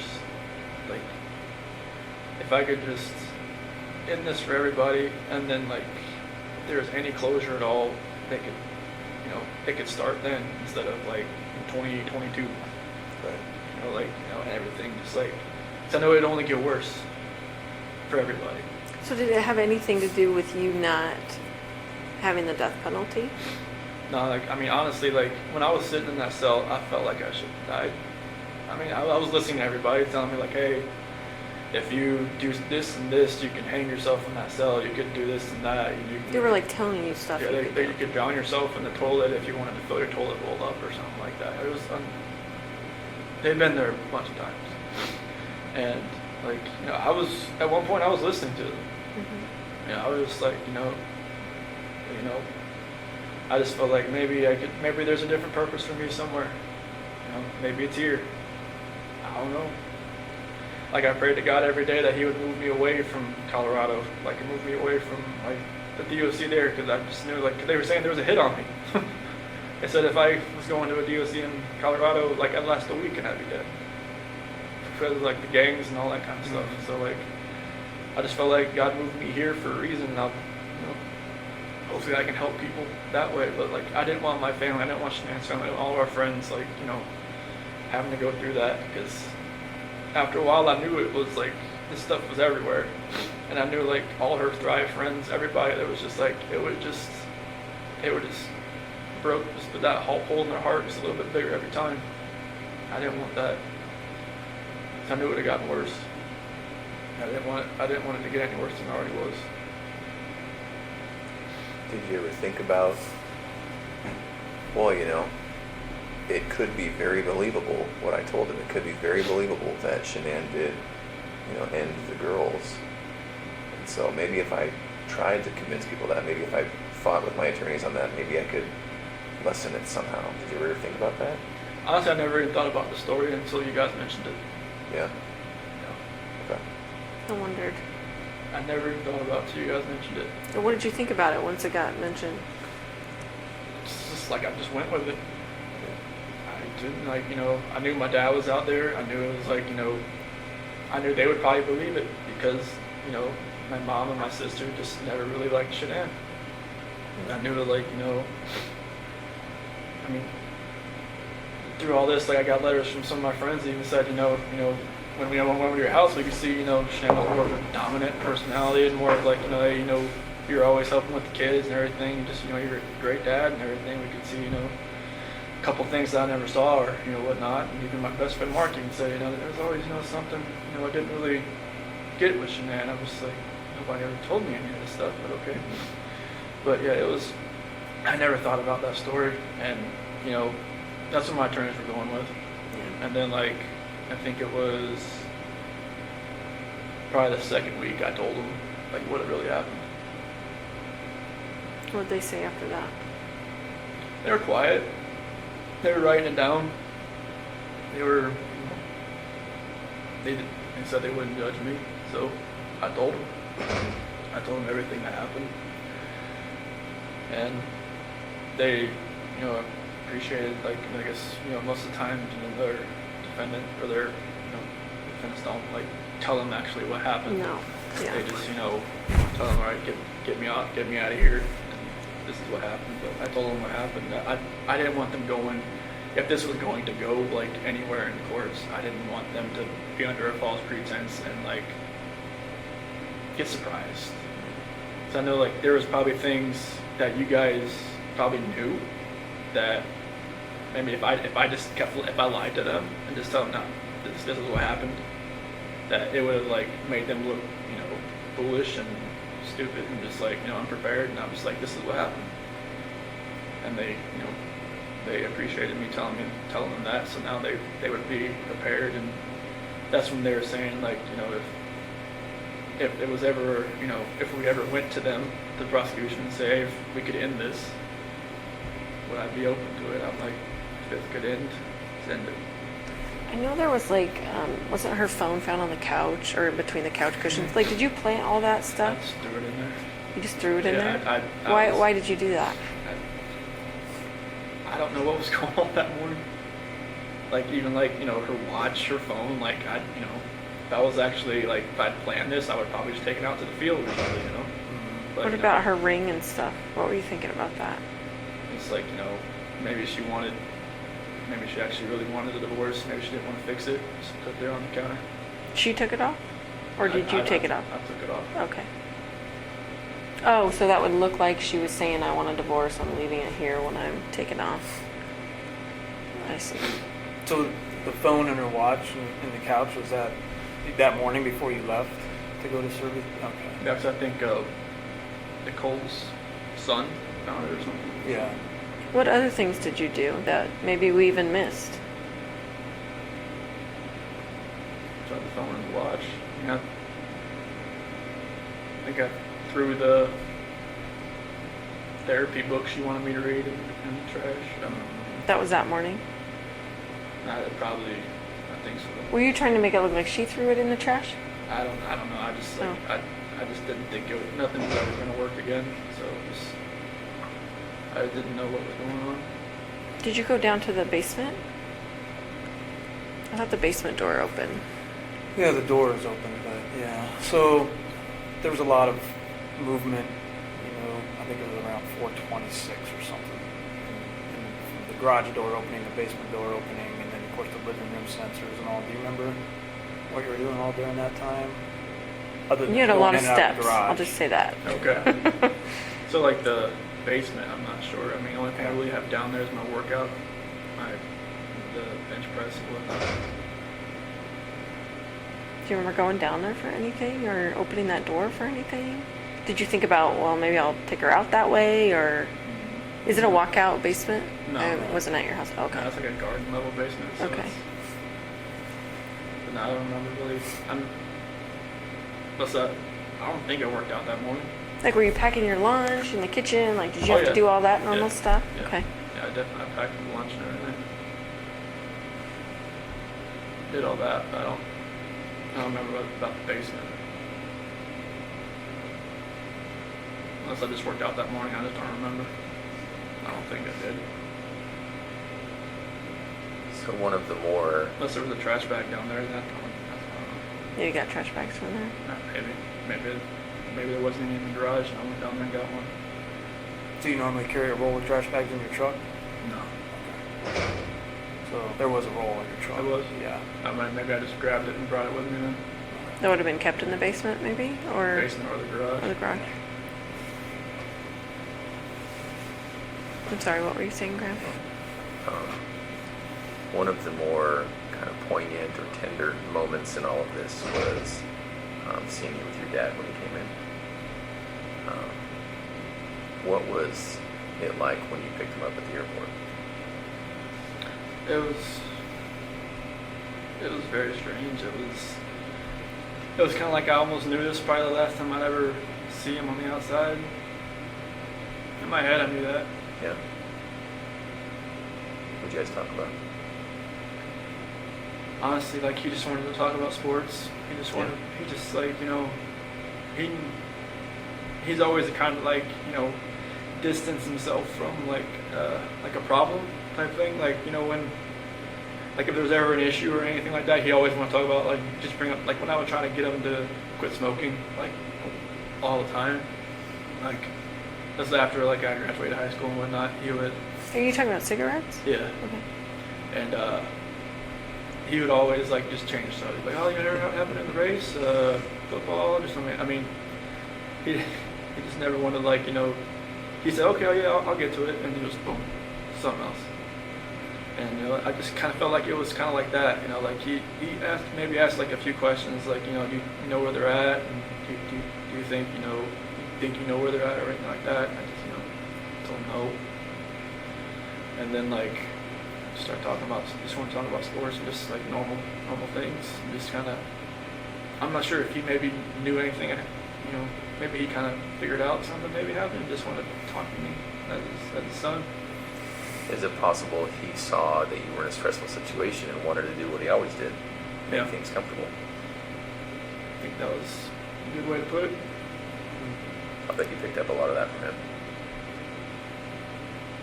Yeah, because stressful situations, like the gray hair didn't show it, but like I try not to be in stress. But it's like I worked on cars. There was a lot of stress because it's always it's on commission. You get paid what you do, not by showing up. So with Anadarko was a little less stressful because I got paid just to be there. But, it's, Was your dad's marriage like yours and Shanann's marriage, as far as like your dad was the more passive one and your mom was the yeah, more my mom dominant? was always the more aggressive one. Was she like Shanann in a way? I mean, were you attracted to Shanann because she was kind of like how your mom and dad's relationship was, or? It was like, it almost mirrored like her mom and dad's relationship, honestly, because her dad's like my dad. Because they're both like kind of calm, cool, collected. I could see that, And her yeah. mom is very, Sandy rules that roost. Oh, yeah. yeah, very. And it's just like, I kind of related it to that. Mhm. Because like, her mom always said like, she always told Shanann that she would marry somebody else kind of like her dad. And I felt like I was kind of like her dad. Mhm. I mean, I wasn't like, I couldn't build a lot of things he could, but, our personalities were kind of like, I was always, I think he really liked me the first time he met me because, like, I was helping Shanann with this, she had got this car from the dealership that she worked at, and she was driving around and it felt like, the wheel was about to fall off. And I pulled over where her dad was, and I got underneath it, jacked it up, and I was like, trying to fix everything. He said, like, any other guy she'd ever dated would have just like stood by and watched me do it. And so I think that's when he really like kind of like me. Took to you. Yeah, it's just like I was always wanting to help people, not to hurt anybody. Well, and you helped her all through her lupus, and you're at the colonoscopy, and you're jacking up the car, and Yeah, I mean, anytime she had an issue with like Carter at the Dirty South Customs, and like I would just go out to work, see what I could do with it. I would just do whatever I could to help. yeah. Well, and I think one of the reasons Frank and Sandy work so well is because Frank let Sandy be Sandy. Yeah. And they probably both saw in you that you let Shanann be Shanann. Yeah, I just like I didn't try to change her. Right. Like I just let her be who she is. Yeah. She's like she's gung ho. She's she knows what she wants. She's gonna go get it. Yeah. And I didn't say, hey, you can't do that. And that's what her first husband did. Yeah. He controlled everything. He tried to be Sandy, and it didn't work. And she turned into almost like me. She was like, she just kind of like played back and just kind of like let him do what he was doing. And then I think she learned after that she could just be herself. And then with me, she could definitely be herself. Yeah. So that's how it worked. So do you think your dad had any inkling? Because I'm trying to remember the timing. He showed up when you were still walking around. You weren't in any trouble yet when Ronnie came in. Yeah, I had met with Dude the night before Mhm. for like 3 or 4 hours. And then I was at Nick and Amanda's house. Okay. I met there, and that's when I went to go pick him up. Okay. And you picked him up. It was early that morning, right? He was like 10:30, I think, when his flight came in. Okay. And then so from there, you guys probably drove home and then to the police station. Yep. And the talks there were no type of confession from you. Okay. No, it was like he was just gonna wait. Okay. I told him like if you're hungry, there's like that barbecue joint down the street, Yeah. and like it's good. And just, he told me he never left. He didn't. I wasn't lying. Yeah. He was faithful. He was. I don't know how he lasted that long without food. We ended up giving him food. Yeah. Oh, okay. He was great. And the reason I ask is because when I look back and watch the video, now knowing what I know after talking to you today, I can see how genuine he was. But I just didn't know if you guys had come up with some sort of plan. Okay. No, we never talked about anything Okay. like that. If I had told him anything, he would have probably just told me, you need to just tell them right away. I think you're right. Like, he would have still loved me either way, but he would have told me, you need to tell them, Yeah. like, right now. Yeah. Like, you know, I mean, I didn't think I was going to be there for 14 or however long it was, like 10 hours, however long I was there that day. You were there a long time. Yeah, but it was, he would have told me just to say, just to tell you. Yeah. Did you know walking in there that you were going to tell us? Or did you think, I didn't, I mean, I knew there was a reason you brought me back in. I know, well, for the, what'd you think about the polygraph? that was horrible. Why did you say I that? don't know how you do that.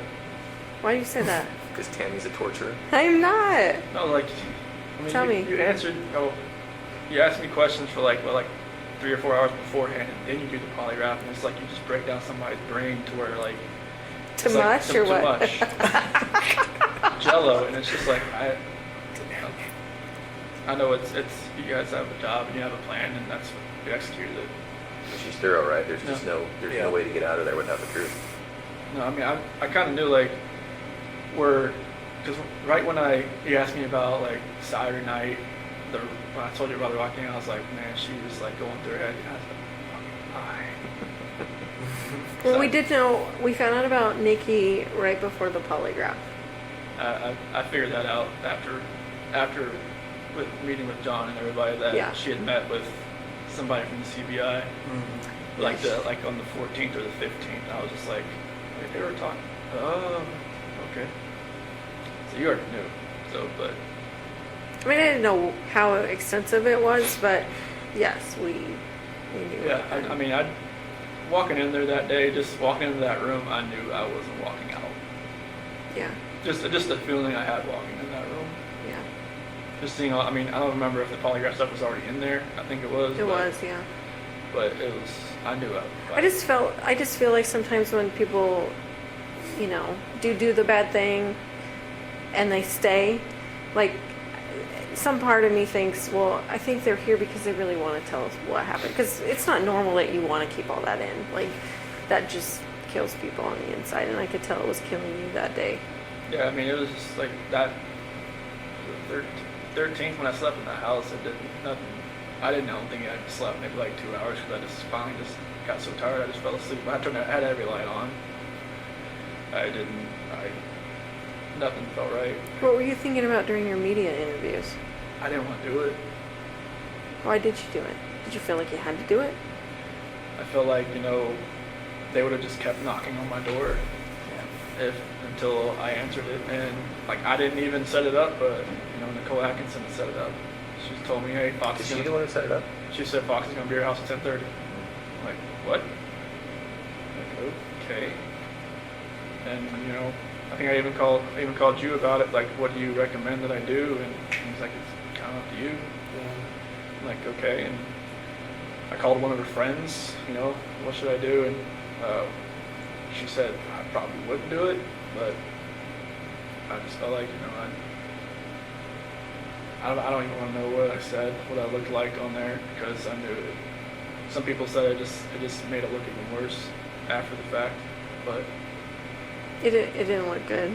I mean, obviously we can't say, oh, we knew right then he was lying, but I think we all watched it together and went, this might be bad.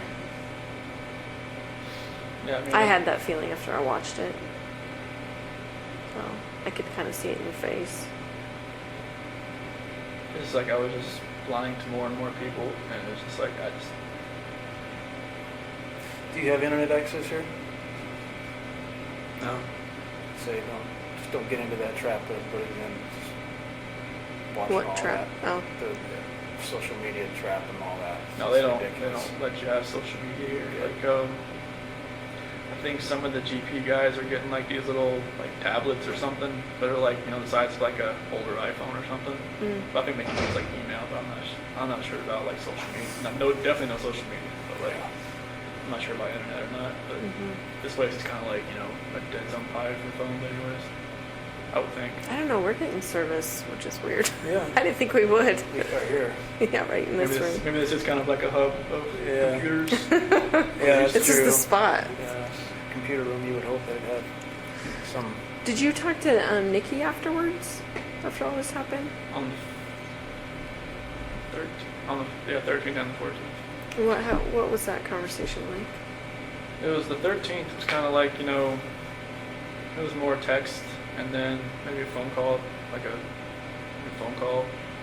And then she thought maybe Shanann like took off with the kids. Like just, because I was telling her I didn't know where they were and all that. And then the 14th, she kind of like, I think she kind of thought something may have happened because they hadn't come back. Why do you say that she might have thought that? Her, she kept asking me like some weird questions. Like she kept asking like questions that only I would know, but she was testing to see if like it was actually me on the phone. Like What do you mean? Like she would ask like, like what's my dog's name, or like what do I like, what yoga studio do I go to, or something like that. I'm just like, like I just answer like and then like another thing about I'm not sure if this is you. I'm just like, okay. Is this through text or is this through calls? Text. Oh, okay. So she wasn't hearing your voice. Okay. Yeah. Is it possible she thought you'd been arrested and we were on the phone? One, either Shanann had my phone or somebody else had my Oh, phone, or alright. like maybe maybe she thought it was. Well, hopefully Shanann would know all the answers to those questions, right? No. This is Nikki asking me. Yeah, but Okay. if she's asking you your name of your dog and what yoga studio and Yeah. like wouldn't Well, Shanann know that? maybe she thought, maybe I was with Shanann. That she was just trying to find out who she was. Mm.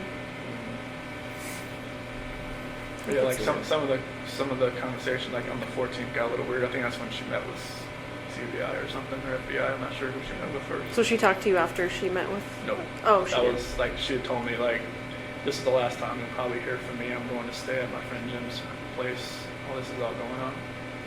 She said not to contact her until this is done. She told me to delete everything, and I didn't delete everything. I just okay. I'm not sure why I didn't delete everything, but probably helped you guys out a little bit. But She told you to delete everything? delete all conversations. Did all she tell you why? correspondence. She just said delete it. Which I don't think you can ever delete a text message. We're pretty good at getting deleted text messages. Did when your dad came in, one of the first things you guys talked about, he said, kind of quietly, I cheated on her, I cheated on Shanann or something. Your dad didn't know until that time? No, when I was in North Carolina on August 6th, when I spent most of the day with my parents and my sister and everybody,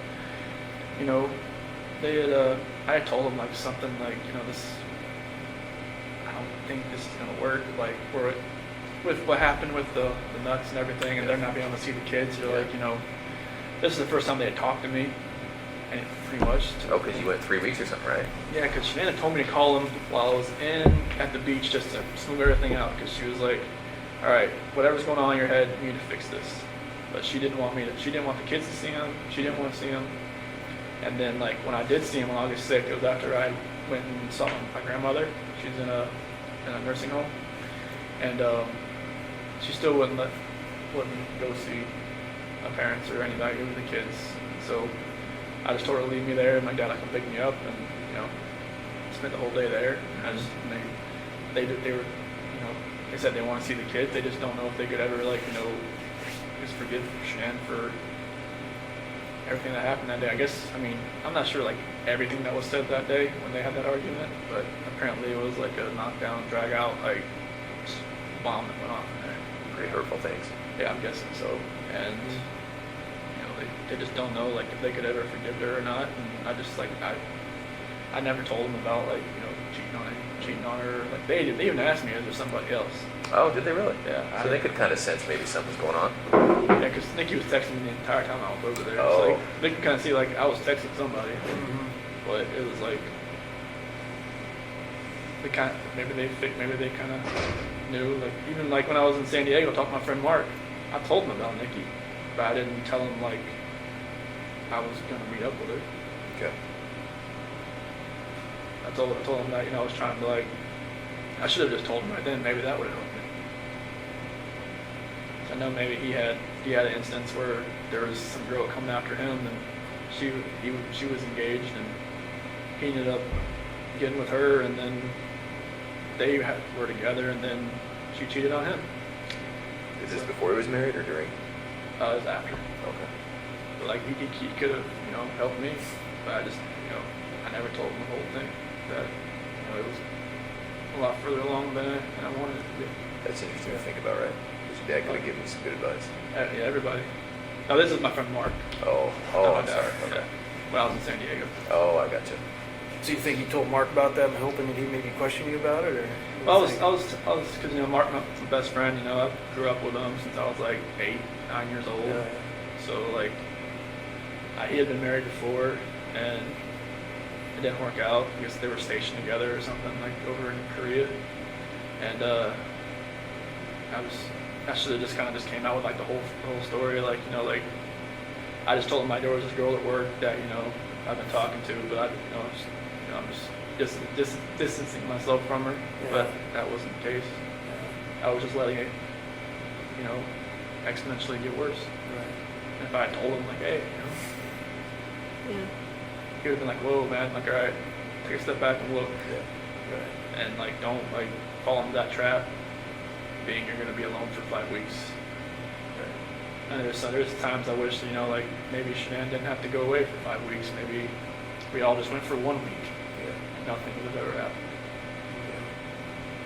It's only, 5 weeks alone. That's the only reason really that was almost even allowed to happen. There are quite a few people who would tell us and who do tell us you need to look into Nikki more, Nikki Kissinger. All the way from the extreme end of things being Nikki's the one who ordered the hit.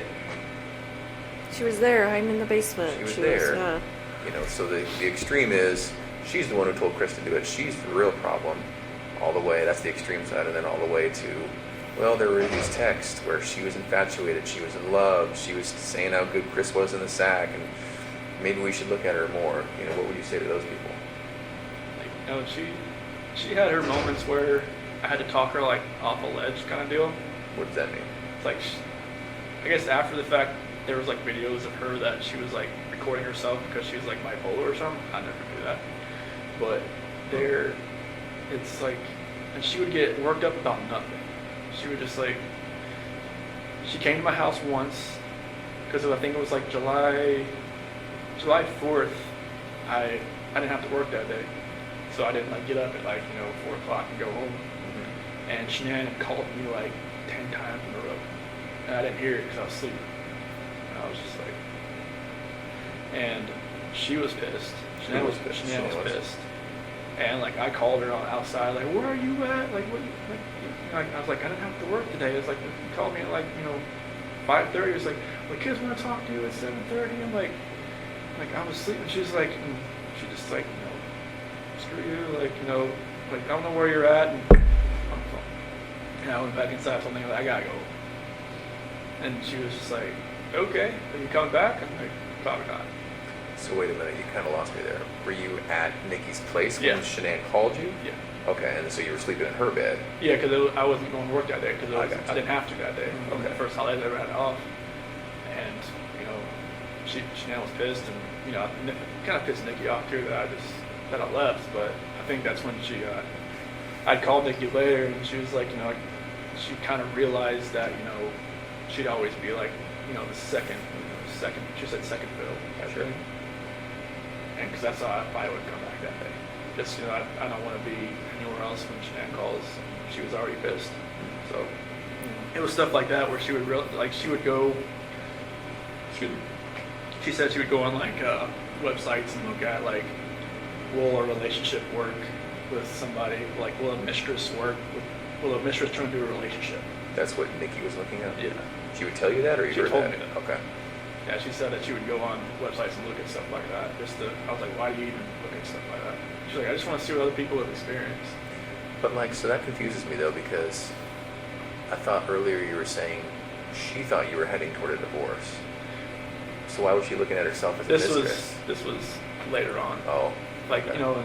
in August, like Okay. first week of August, when I told her like, I had to have that talk with her about separation. Uh-huh.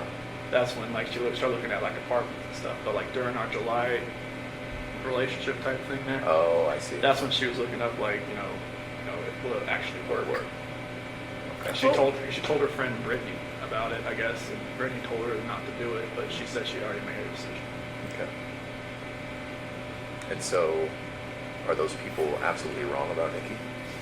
She wasn't asking you to get rid of your family? No. Are you sure? Yeah, sure. Okay. And no part of any of this was because she put it in your head or asked you to, or? No, she never. I mean, this whole relationship contributed to it. Sure. But she didn't Okay. want me to. I mean, was it ever like, I wish you didn't have kids, I want to have, kids of my own with you, like, She never knew if she wanted to have kids, but she said that, at one point she said, I'd like to give you a son. did she know that Shanann was pregnant with a boy? No. Did she know Shanann was pregnant? No. And why is that? You just didn't tell her? I didn't tell her. Because we had met. But Shanann put that on Facebook. Like, how did she not see I that? don't know. Maybe she did and she just was waiting for me to tell her, or she put it out of her head. Can I ask you a question? A lot of people think you named Nico after Nikki. So what was that about? Nico was actually a name that Shanann liked. Okay. Shanann thought of that one? Yeah, I wanted to spell it like N-E-K-O. I thought it was like Nico that way. Mm-hmm. But she said N-I-C-O, and I thought it was sounded like Nico or something. Okay. Because Nico is more of like an Italian name. Italian, yeah. So, and like Stidley for, my middle name and my dad's and all that. But like Nico is like, that's a name that she always liked. Okay. Did she name all the kids? Did she name Bella and Celeste? Yeah, Bella, because Italian means beautiful. Marie, mom's middle name. Celeste is her grandmother's name. Catherine's Shannon's middle name. Did you have any input in their names? I just told them I liked them. I was like, if we had a third child, I was gonna, maybe we could have like Lee in the middle name, but I knew like the girls' names. It was, I love those names, so I was like, that's cool. Mm-hmm. Especially like with the, you have little nicknames for them, like Belle and Belladine and Cece, obviously. So it was good, but yeah, Nico was, it was. Okay. Can we go back to the house on the 13th? So, at one point, right when you got back there, Coonrod was there, Officer Coonrod, and Nicole was there. Mm-hmm. And then you went in the house in there for about a minute or so before you let everybody in. Remember what you were doing in there at that time? So I went into the garage, Right. and then I ran around and I opened the front door. Yeah. Opened the front door did everybody come in through the garage or the front door? Everybody comes through the front door. Yeah, so I came in, I went in through there, I came in and opened the front door, and I ran upstairs. And I just was like, acting like I was looking around. Okay. That's after everybody? Did you go around the house at all before you opened the front door? No. I didn't run around the house. I stayed down on the bottom, Okay. bottom floor, and then Yeah. went and opened the door. Yeah. Okay. Just curious. And I ran upstairs and everybody else, and that's when Nicole's son was on the phone, and I was acting like I was walking through the house. Yeah. Shanann had her bra on. Was that normal that she would sleep in her bra? Every once in a while. I mean, she just got home from the plane, so she didn't even take off her makeup or anything. Maybe she was just that tired. But normally, I don't really know. Did it not come off when you guys had sex? I don't think so. Sometimes she just, she keeps her shirt on and she doesn't want me to do anything. Just like, she wants what she wants. She knew what she wanted. That's what she wanted. Was it just missionary sex? Yep. And when her final resting place, was that just naturally what she was wearing? You didn't change her or anything like that? Okay.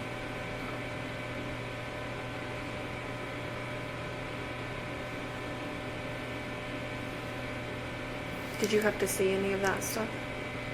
Pictures or anything? No. I asked not to. Okay. They said I could. I was like, no, I don't want. I've prayed for those hazmat workers that I'm sure it was hazmat, right? That had the You were part of it. yeah, and like We were all there. We were all there. I'm sorry. I never wanted to see it. I just prayed for that. I was about to have to be there. I don't never wanted to know what the aftermath was. And they said, like, you know, if this ever got like a preliminary hearing, that I would have to see him just to be prepared and not have a reaction, an initial reaction. But I was like, I don't want to see him.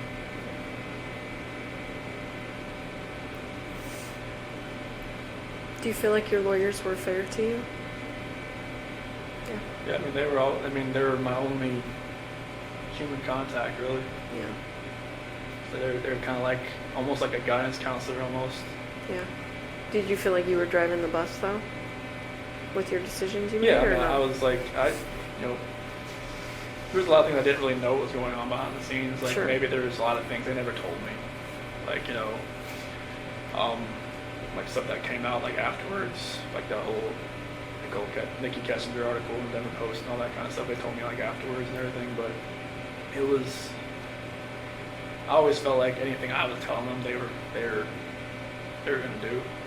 Like the whole taking the plea deal and everything, I told them that's what I wanted to do, and they asked me like, it seems like 100 times, are you sure you want to do this? Are you sure? Like, once you sign this, like, I guess like up until sentencing, I had the time to like, you know, back out, but like they always, even before we walked in the courtroom, they're like, are you sure?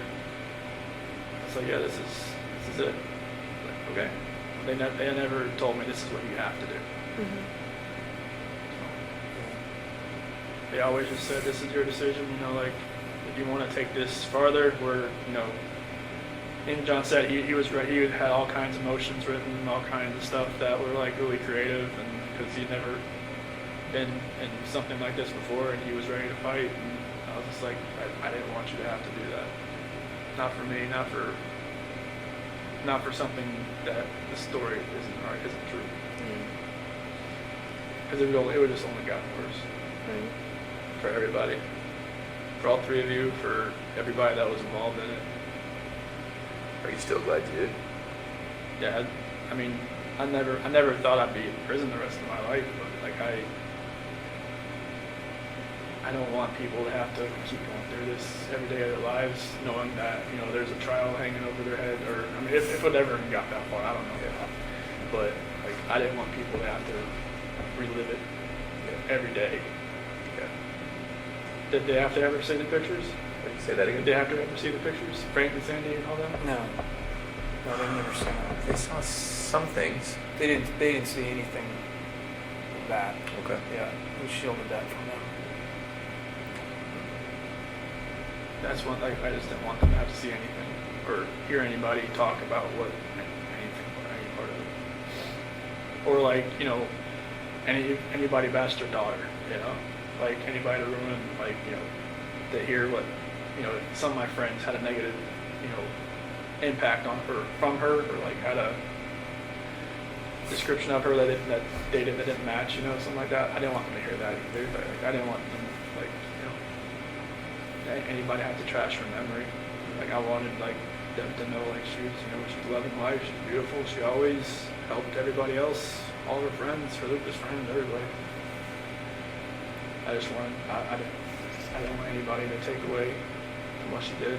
We tried to get you to say that night. know, I know, I but do you remember that? I remember, I was just like, I know you obviously weren't ready to say that then. I know, it's like, you know, like after my dad left, you both came in, like, all right, we got most of the story, let's get to the true story. I'm just like, I just wanted to bang my head against the table. But in the end, I think you did the right thing. And even though it's hard to hear, there's a lot of people who thank you for what you did. You know, I think your whole life has been thinking of others, except for one brief moment. You know, I think you really did think of others when you made that choice. So I personally thank you, right? Because it would have been hard for the three of us to go through about this hard, and for everyone else about that hard, right? Yeah, it was anybody that was family or friends, it would Right. have been, you know, just exponentially harder for everybody. Yeah. I think you did the right thing. So you haven't told your parents what happened, you just told them I'm pleading guilty for a reason? Yeah, I've told them, like, on the phone, even, because they're still, I don't know, You should fight it, you should get... they've got letters from like Australia, from England. I mean, of like the 35C in Colorado and stuff, like, you know, improper counsel or something like that. Ineffective counsel. Ineffective counsel. And I mean, some of the stuff they've, they've said about, the dry patch, how it's not like FDA approved, how it can alter somebody's mind, like,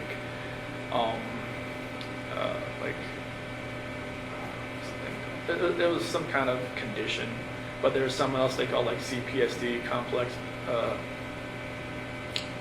post-traumatic stress disorder, or something like that. Have been like, some people from England have had it. It's like they've been in an emotionally abusive relationship and stuff like that. I mean, just like, some of those subjects they put in there, like, yeah, I can relate to it, but like it doesn't make up for the fact what happened. But like they've got a lot of support they've got a lot of hate mail, a lot of phone calls, a lot of like, stuff like that. I wish they never happened.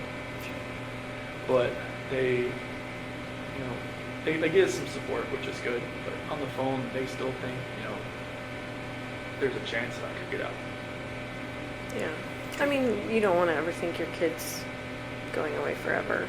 Like, Yeah, I mean, You don't wanna fathom that. They tell me to fight it, like, they don't, not every day, but on their bad days, yeah. they'll get a bad message or a bad letter, and then they'll just kind of revert back. Is it more your mom or your dad? My mom, she loses it a lot. Yeah. On the phone, my dad's usually trying to, like, hey, don't talk about this stuff on the phone with him. Because it's just gonna rile you up, and it's gonna make him go back to his cell, and he's gonna think about that all night. Right. And that happens a lot. Yeah. Would you ever want them to know what you're telling us today? I'd rather just tell them myself. Yeah. So they're coming. I think they're gonna try to make a visit in like May or so. So they don't, do they still think that Shanann killed the girls? They still believe that, even though I told them I pled guilty for a reason, but they think that I was, their words, like, railroaded by belief. Yeah. Because they felt like they pressured me to do it. Yeah. To, Do you feel like that? no. No. No, they asked me plenty of times. This is like, they wanted to fight. Like, if I said fight, they would have just, gone and, Put on their gloves. yep, just went in there and did it. Yeah, it's like, no, I can't have you do that. So Chris, you care about others deeply. I can tell. You worry about others. And I've asked you, a bunch of times today, but you're not just telling us that you did it because you feel bad for Shanann's memory. You did it? Okay. I have to say, like, after this was all over, people would bring up, like, oh my gosh, I bet you're going to find out that Chris, used to torture animals and, all this stuff. You can imagine, like, hearing that someone's capable of that, what have they done in their past, those kinds of things. Can you think back to your past at all, like your childhood, and think about any other moments that maybe you felt this same rage? I mean, obviously didn't do anything like that, but maybe felt that rage, and like what would have triggered that, or anything like that? Not really. I mean, I was always like somebody that tried to coax people down, not to, like, if somebody wanted to fight somebody else. I think I got in a fight like when I was in 3rd grade, but it was like, we rip each other's shirt, went away crying. Mm-hmm. It was like stupid. Mm-hmm. I was just like, why did I do that? And like maybe that was like my only like bad thing I did in school. So I can't think of Did you anything. feel it on the inside, whether you didn't act it out? Like, did you feel like if someone bullied you at school, or if someone whatever, like, would it still be inside you? Like, did you feel like that even though you didn't actually act on it? I don't believe it's because I was always, I never really talked to many people. So I mean, people knew who I was, but they didn't really, I never really spoke to many people. That's why I never really had a girlfriend in high school. I mean, I was always kind of like, just fly under the radar. Did you feel like you had low self-esteem? I won't say low self-esteem. It was just like, I didn't want to be part of like a group or a clique. I just like, I had a couple friends, and I sat at the lunch table with them, or sat out in, they call it like the fish pond area, and, just chilled out there. And, I didn't really want a whole lot of friends. Just kind of like, just close-knit, and I just wasn't out there. I mean, like I said, people knew who I was, but it wasn't a matter of like I was popular or anything. Mm-hmm. Can you attribute that to anything in your childhood? Why you were like my that? sister was always the popular one. Uh-huh. She was more like my mom, like more like outgoing, and like me and my grandma would always sit outside in middle school waiting for her to come out and pick her up, and she'd always be the last one out. She'd talk to everybody in the hallway. And my grandma would always like, "Where's she at? Does she know we're waiting?" But you know, I was just the opposite of her. Mm-hmm. And I was like, sometimes you have kids that are like the same, and some of you have opposite. Me and my sister were completely opposite. Maybe I just drew on that I didn't want to be the popular one. I wanted to be just just a regular guy. Mm-hmm. So there was not really like bullying or not like I remember. Nobody ever really came up to me or wanted to fight me or. Never got made fun of, never. No, I mean I had braces and I had like a bowl cut for a while. I guess could have made a big fun. I think most kids did. The 80s and 90s were cruel. Yeah, it's like the Jim Carrey cut with the bowl on your head. Just come around, but yeah, it was. I don't think there was anything that would be pent up inside me From childhood. childhood. I know you talked about your dad having an addiction when I was talking to you. That was after I left. Left home. Was it cocaine or something, or? It was some type of powder. I'm not sure. I guess Okay. it was cocaine. I guess that's. How do you think that affected you? I don't think it affected me. Well, it did affect me, but it didn't like take like deep down. It didn't like really hurt as much as I thought it would. It was kind of weird because when my mom or my sister told me, like when they talked to him about it, it didn't seem to register. Like I said, like he would just change subject, and like when I talked about it, he immediately changed subject. I was like, because they found like cuts on his like CDs and stuff where he would like Oh. separate it and stuff like that. Yeah. Because he at a car dealership, I mean, you find guys that do that kind of stuff all the time, I guess. But he was just coping with like I never came back home, and because before I met Shanann, and it was just. Did you feel guilty that he's now using drugs because he never came back home, like he lost his kid? I never really knew why he was doing it. After the fact, I knew it was because he was coping with that, but I never knew why he really actually turned to drugs. My mom thought he was having an affair because like, all this money was going somewhere else just for the drugs, but like myself, I never used drugs, so I always try to tell him like, hey, like what's going on, like why you need to use this, and just like you could be using this for a whole lot better things, just don't throw your life away. I mean, like, because you could see in his face, like it's like eyes or like everything was getting like like the drugs through your face, and like your skin was getting all loose, and like he was losing a lot of weight. Mm-hmm. His nose was bleeding all the time, and all kinds of stuff like that. And I was just telling him like, hey, you smoked like every day of your life since you were like 15 or 16. Like I can't get you to stop that, but I can get you to stop this. Right. And he put it away, I guess, pretty quick after I talked to him about it. You think you were closer to your dad than your mom? Yeah. Yeah, we always went to races together, and Yeah. just, he always trained my sports, played for a couple school sports, right ball, all that kind of stuff, Yeah. My mom would come too sometimes, and my dad was always there. Always, yeah. Even if I wasn't playing, he'd just come there just in case I can't win in there. Oh. So, that's cool. Yeah. Well, I wondered if they hadn't visited because they weren't ready to visit, or if it was a money thing, or like Is it here getting or? the time off. Oh, no. Yeah, you. Like, Is it here? yeah, visit here. Well, I just told him, like, well, we can't drive in the snow, so it's kind of Oh. like, I don't want. It's These just- roads are bad. Yeah, it's I think it's like an hour from either Madison Airport, whichever Yep. way it is. I told him like wait till springtime. Good advice. Yeah. It's pretty brutal. It was yesterday. Do they have money to get here? They sold my toolbox to get some money to come out here. Okay. So yeah, so they'll come out here in like they said April, but I was like just maybe push it till June. They said they can somehow have a blizzard out here in April sometimes too. Yeah, Like the late spring blizzard, yeah. so lake effect stuff is crazy. Yeah. Mhm. And how are you doing mentally? I mean, the first time I didn't know I was coming here. Obviously, I mean, when I was at DRDC, like They swooped you up, didn't they? I was there a week. Like first day I got there, they put me through the ringer. Like I had like 11 tests to do, like mental tests, like reading, math, all kinds of stuff just to see where my IQ was, and then I just sat there the rest of the week, and then Sunday came along, and after dinner they said, all right, strip down and put this on. I'm like, okay. And then walked outside and put me in the van. I'm just like, good. I had no idea what was going on. And then we stopped in Sterling, which really freaked me out. I was just like, I don't want to do this because I heard so many horror stories about that place. And they just stopped to use the bathroom, and then we kept going. In the prison? Do they use the bathroom at the prison? Yeah, it was like at the watchtower outside. Oh. And we went into Nebraska, sheriff's office there, and then another sheriff's office in Iowa. Used the bathroom, eat breakfast, and then got here. I asked him, I only talked to him once. I'm like, can you tell me, like, where we're going? Like, just to Destination State? He was like, I don't know.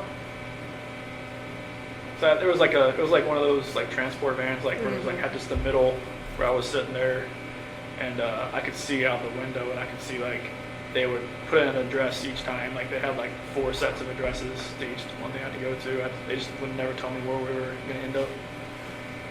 What did they say your IQ was? I was like 140, 135 or something like that. Is that high? I don't even know what. That's good. pretty That's good. above average. Yeah. Yeah, it was tipping back to high school for real. I'm like, Train parts of the city on all that stuff. yeah, there was a lot of word problems, a lot of like geometry, a lot of like, you know, patterns. Like if this was moved this way, and then there was like a series of them. Like, all right, what's this one right there? Just a lot of stuff like that. But like the further you got along, the harder it got. I was just like, it's like great. And it was like they give you this little take that pen and take the little tube out in the middle. And that's where you're using to fill in these little No. Scantron sheets and everything. I felt like I was in high school again. Do you know how long you're going to be here? Neither do I, by the way. And do you know, are you going to get a job? If since I'm staying here, well, since I've gotten staffed here, that you have to work.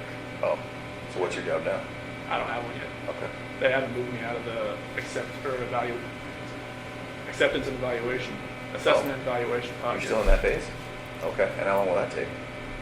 Oh, right now, like since I've been staffed here, I'm just waiting for them to move me over to a different unit. And are you in Gen Pop right now?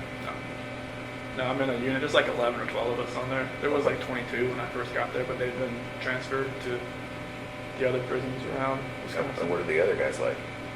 They're fine. Like the first time, like I sat out and ate like a breakfast or lunch with them, I was scared. Are you nervous, scared? Yeah, I was just like, this hasn't happened. Like, since this never happened. Yeah. Like I said, they locked the hallways down when I got moved to Colorado. Yeah, well, I've heard that. Yeah. So it was like, being next, like right like this, eating next to somebody, I was just like, is he gonna like take a spork and try to stab me or something, or what? But it's totally different here. I mean, people know who I am, but like they don't like, run at me or jump at me or like. Apparently the guys that work here, they know that I guess other maxes are like you lock down like 23, 22 hours a day. Oh, so then this is an all right place to be? For like By other comparison? max guys. Good. Yeah. Oh, they said it's the best max but the worst medium. Oh, Because if you're max, you're working, so you're out at your cell working, like if you're a clerk or if you're in the kitchen or if you're in the rec area, you're doing something. okay. But yeah, they said like if you get staffed here, it'll be best for you. Plus, they said it's not as like rowdy as some of the other places. Yeah. That's pretty intense. Yeah. So like, I mean, I'm going to the GP area. I just don't know when. And you think it'll be while you're here? Okay. And Yeah, where- they said like I guess it could take it takes a while to get moved from max to medium because in Colorado I was classified as minimum restrictive, but with the charges it would have been medium, but here it's automatically max. And what are the other guys in for, do you know? They said most guys in here are for like gang snitches and sex offenders and mainly people that have 20 years or more. So people who were in for a long time and who would otherwise have a pretty hard time at a jail Yeah. for whatever they did, Yeah. whether it be snitching or Yeah, like children or... yeah, there's some people from other states here as well, and I guess there's a couple cops here too. Okay. Just things have happened, and they just don't think it'd be better. It'd be a lot better if they're here and not at another prison. You know? Yeah. Okay. So what kind of jobs are available? I mean, Well, it's like they'll probably have me in the kitchen, more than like that's where everybody starts out, like either washing dishes or like putting food on the trays or helping pots and pans, something like that. right. But they have like libraries. They have like I think this is the PSU area, the psych area. So they'll have like different guys doing clerk stuff around here. I mean they have over like 300 GP guys here that are like live here. So they have a job for every one of them. Wow. There's even a guy that shovels the sidewalks. I think we saw him. Yeah, Saw we him saw this him. morning. Yeah. Yeah, I don't know if I want to be that guy. Not here. Do you go to therapy? Do you see a psychologist? Do There's you... actually the one her name's like Javier or something like that. She seems like once a month, and she's actually from Aurora. Really? Yeah, it was weird. I walked in there, I saw a Bronco flag. I'm like, okay, who are you? But yeah, it's. So does she give you therapy or? No, she just like talks to me just to see if I need anything or if like if I need psych meds or if I need anything like that, which I've declined all that stuff. But most people in my unit have meds. That's just what- to have them, or do you think they need them? Well, it's like a special management unit. Like they just put me on there to keep me away from GP. And like most people either like just have like some type of medication they're on. But you don't take anything. No, they just keep me on there until the security advisor says you can get moved to GP down the hall. What kind of stuff, like food and stuff, do you miss the most from the outside? Food. Yeah. Well, I know from my last time in North Carolina, Bojangles, that was really good. I don't know if you guys ever go to North Carolina or no? Is that barbecue? It's chicken and biscuits. Mm. And that barbecue place down the street from PD. Mm-hmm. Forget what. Smokehouse. Yeah. George Boys. Yeah. That Yeah. one. Yeah, the burn ends. I miss that. And just I miss Shanann's cooking. That's for sure. Like her spaghetti sauce and her fried pizza. Yeah. Fried pizza? I don't think I've heard of that. What is I've that? never heard of that. So her mom has, or I think it was her mom, her grandmother on her mom's side had this this dough, homemade dough you can make, and just make up the dough, and she would make it up with Bella and Celeste sometimes, like a little smaller one, but she would make the really big one, and then she would put it in the oven, the bottom oven, and let it sit there for a couple hours, not put it on or anything, just let it rise. And then once it's done, take it out, form it, throw the spaghetti sauce she has, spread it around, and fill the mozzarella and pepperoni and put it on the oven 350. And But what part of it is fried though? well, they have some parts that you can put on the grill. You can put it Oh. on the Okay. stove too. Okay. It's really good. I mean, it's really thick. Yeah. So you got Apparently we need this from Yeah. Sandy. I will work on that. Yes. Write a note. yeah, Are you able to stay out of trouble here? yeah. Nobody's getting in any fights? You're not getting written up for anything? You're not getting... Okay. I try to keep a low profile here, so I don't want to. Because they say if you get like 2 contact reports, they'll ship you out if you work here. They To don't another, want. to another location? Yeah, Oh, so then does that incentivize people keeping their nose down? yeah, Okay. yeah. Because I guess a couple guys got busted for having a cell phone. Oh, I don't know how they got it in. No kidding. Yeah. Like that stuff just baffles my mind how that stuff gets to. I mean, they won't even let, like, if somebody sends me a letter and it has, like, like, someone sent me a Christmas card with glitter on it. They'll let me have it because it's glitter. Because, like, it's contraband. So, like, yeah, I don't know how people get cell phones and stuff in here. So what do you do with all these letters that are coming into you? Most of them, like, I just have, like, this, if somebody writes me once, I'll never write them. Just because I don't know, like, who they are, like, where they're from. I'll keep it. If it's like a weird letter, I'll straight up throw it away. If it's like a supportive letter, I'll keep it around, just like a supportive letter. And then like I've had some people like write me like a second and third time, but they've changed the way they talk, or like they've said different things. Like there's like this dude in like California that wrote me. He's a senior in high school, and wrote me. He's like, okay, dude. I look at the name, like, okay, shred it up, threw it away. He wrote me again like 2 weeks ago. Totally different. Like never mentioned like his age, never mentioned his study, like, hey, like I support you, I'm like all this, like that. Like if I didn't recognize his name, I would have known like he was just an 18-year-old kid, senior trying to just like probably just get information. Trying to, you know, because there's been like journalists and like other people like you can kind of tell like they ask a lot of questions. But I try to like take into effect who's writing me and like just not to respond. Like I've responded to a few people just because like either my parents have talked to them on the outside and then I kind of know, okay, it's a real person. Oh, But like there's some people that like it seems like they're just trying like to get help for themselves too. Like some people ask like, you know, like just for spiritual advice. they're asking for spiritual advice from you. Yeah, like, you know, if they're not asking about the case, I'll write them back. If they ask about the case, I don't write them back. Yeah. You think you'll be in love again? There's a lot of women out there that are in love with you. No. I don't think that's going to happen. I'm not the guy that's down the street or whatever it is. I've heard enough about that guy since I've been here. What have you heard about him? He got engaged over a letter. He did, yeah. That's pretty insane. But yeah, I don't see myself being in love ever again. Do you have some ladies that are giving you a lot of, like, just telling you that they're in love with you and that kind of stuff? Well, I've had a couple letters that have been like, you know, I hear you get a lot of letters from lady friends that tell you all you need to know, and I'm like, I don't get those letters. Trust me, like I guess there was one letter in Colorado, someone sent me a picture of them in a bikini, and then it's like went on from there. That was like the only letter I ever got. That was like that, but the press took it and just went with it. Yeah. Do you ever get requests from the press? Mm-hmm. And how does that work?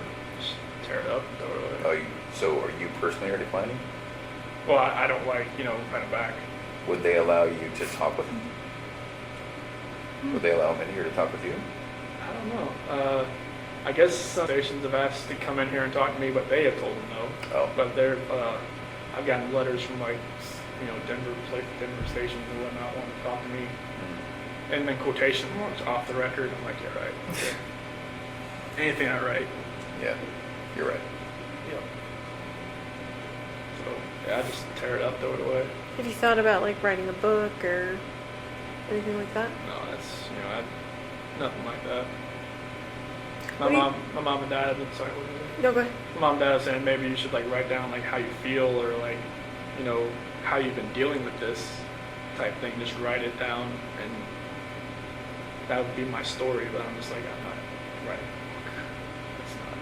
That's not me. I mean, I've always had a really crazy imagination. So like when I was a kid, like I even convinced my teacher I went to Japan over the summer or to China or something. But she said, you know, like, you know, you should just write down, like, you know, your story, like, how you cope with this.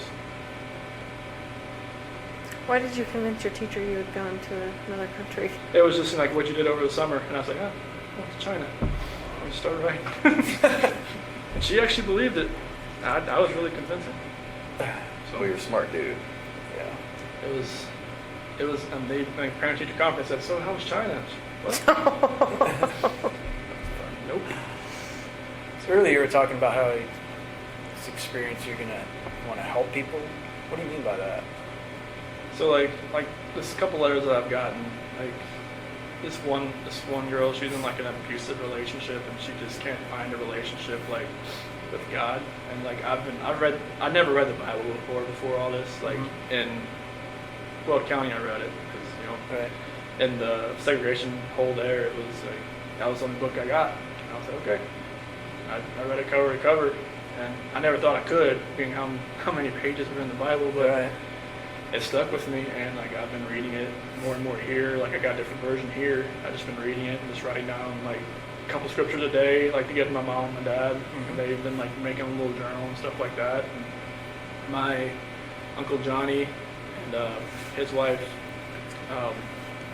Martha, they're actually missionaries, and one of my cousins is actually as well, and they've been helping my mom and dad. And they looked at a couple of my letters, and they were they were amazed at how mature I've gotten with like the Bible and everything, with Scripture and everything. It's just like one gift that I did get was a good memory, as far as like being able to memorize stuff. Right. And like that's what happened with cars and with the oil foot. I can just memorize acronyms like that. And I've been memorizing a lot of different scripture. I can just kind of like help people that way. And just like there's been inmates that have left my unit and went to a different place and have written me just to ask like, you know, can you give me a couple of scriptures to help me through this? Like, do you know of any? I can help somebody that way. Yeah. That's good. Do you get to go to school or anything? They don't have any of those programs here. Oh, they don't. It's a or evaluation prison, so they don't. I think this is when they have the sex offender class in here. Mm. That's the only thing they really have. You can go to that? No. No, I always ask, like, why do people go in there? And they're like, you don't want to go in that class. Like, oh, You stay away from that okay. class. I'm like, okay. Yeah, that's the only thing they have here. But they have other, like, that's like the map of the prisons they have here. Yeah, I was looking at that earlier. Oh, wow. They have a lot here. Yeah. Like 3 right in this area. Yep, they're right around here. I was just amazed that one thing I did see out the window when I first, there was like a neighborhood that's right next to the prison. Yeah. So just like, is I that felt the same thing. Yeah. weird? Because like in Colorado, it seemed like they're all like out in the middle of nowhere. Yeah, Right. Sterling's in the middle of Yeah. it. Yeah, Okay. Easy. Well, we might take a little break right now. Well, I think it's almost time for you to eat lunch. Yeah. Like 20 minutes. felt like the polygraph. Everything just like, I look up the time, I'm like, oh wow. It's been 4 hours. Holy cow. They might let us come back and talk to you. Okay, There might be a couple more things we want to go over. Okay. Is that something you're up for? that's fine. Okay. And then the other thing is, we might be back in a month and a year and 2 years, if you're up for it. Okay. Now that's way down the road, but I guess maybe in the back of your mind, just think about that. And I hope so far today's been all right for you. Yeah, it's been, honestly, when I walked in, I was just like, wait, I know these Where do I people. know these guys? I looked at you, I'm like that's not the site counselor, that's, oh my gosh, okay. Yeah. They're Colorado people. Because on the past that A&E sergeant, I was like, all right, who am I meeting? I go, it's not the A&E sergeant. Yeah. So there's a possibility we might not make it back today. I just want to let you know, but Okay. we might. So we really appreciate you talking to us. Thanks Yeah. for coming. Yeah. Total took me off guard. I didn't no idea this was happening. Yeah. Yeah. And again, this isn't your case is over. It's closed. So that's not what today's about. So, okay. We really appreciate it. You did a lot of things really well, really good. You made a lot of good decisions. And obviously, we're here because of just Sure. one bad decision, but I think that you've taken steps to get past that. So yeah, we might come back after lunch if that's all right. That's fine. Okay. Cool. I'm gonna go see if I can grab somebody.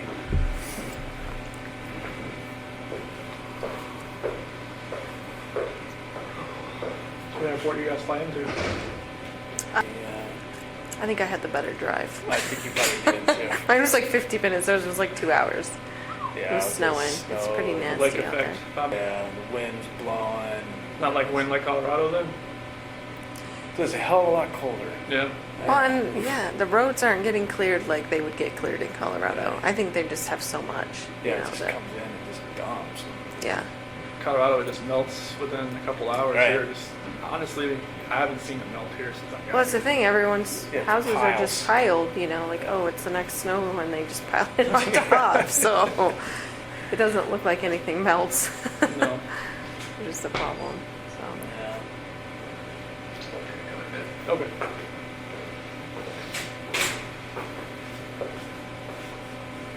Do you guys go outside for rec or anything, or? No, not when has to be over 50 degrees. Oh, so you won't be out for a while. No, they have like a rec, like a little basketball court down the hall from where my unit is. So we get there about 5 days a week for like 40 minutes. Nice. So it's a good chance to just get out and just run around a little bit, just Mhm. stretch your legs a little bit. Yeah. Any weights or anything you can use? Yeah, there's some weights in there. We go with another unit, and they're it's the infirmary unit that goes with us, and most of them are like in wheelchairs and whatnot. Mhm. So we kind of like I just let them do. I don't want to get in the way. Just like let them like there's like the pull downs and the Right. lats and all that kind of road machine and stuff like that. So it's pretty cool. Yeah, but I think they have like a track or something like that you can run around. Yeah. Once we can go outside. Mm-hmm. Colorado, they let you go outside. Like, I never went outside, but like at the DRDC, they just said, "Do you want to go outside? Let you go outside. That's cold." No thanks. Buyer beware. Like, hey, should I go eat more wreck today? You're like, no. Like, no, it's like 30 degrees outside. You can go outside if you want. It's like, okay. But their version of wreck was like they put you out in a little cage and let you like kind of walk around for a little bit Yeah. at DRDC. It was a little different there. Hey, if we don't want to come back, I just want to let you know, I talked to your dad the other day. Okay. And just to get your property released to him. Oh, that phone and stuff? Yeah, your Okay. phone and what else? Wallet. Your wallet. Okay. Yeah, and we have some other things too, so. But I have to wait for the DA to release all that stuff and then Okay. red tape crap. So. Gotcha. But then we'll send it off to him. Okay, awesome. Thank you. Yeah, I know he wanted my phone, just that there was a Yeah. lot of pictures on there. That's what he said. I think I had that phone since like 2016, so there's a good amount on there. Yeah. If we don't make it back today, it's going to be because of some of their scheduling. It's not that we don't want to talk to you some more. Oh, this is fine. There's more things we can talk about. Okay.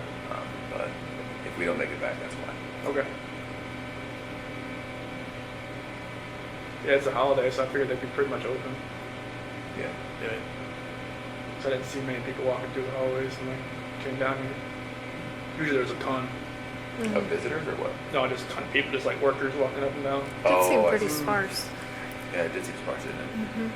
That was one thing I was shocked about when I walked around here. I was always used to seeing everybody in handcuffs walking around the hallways. Mm. Here, just walk up and down. That is interesting, right? I thought the same thing. I couldn't tell who was who.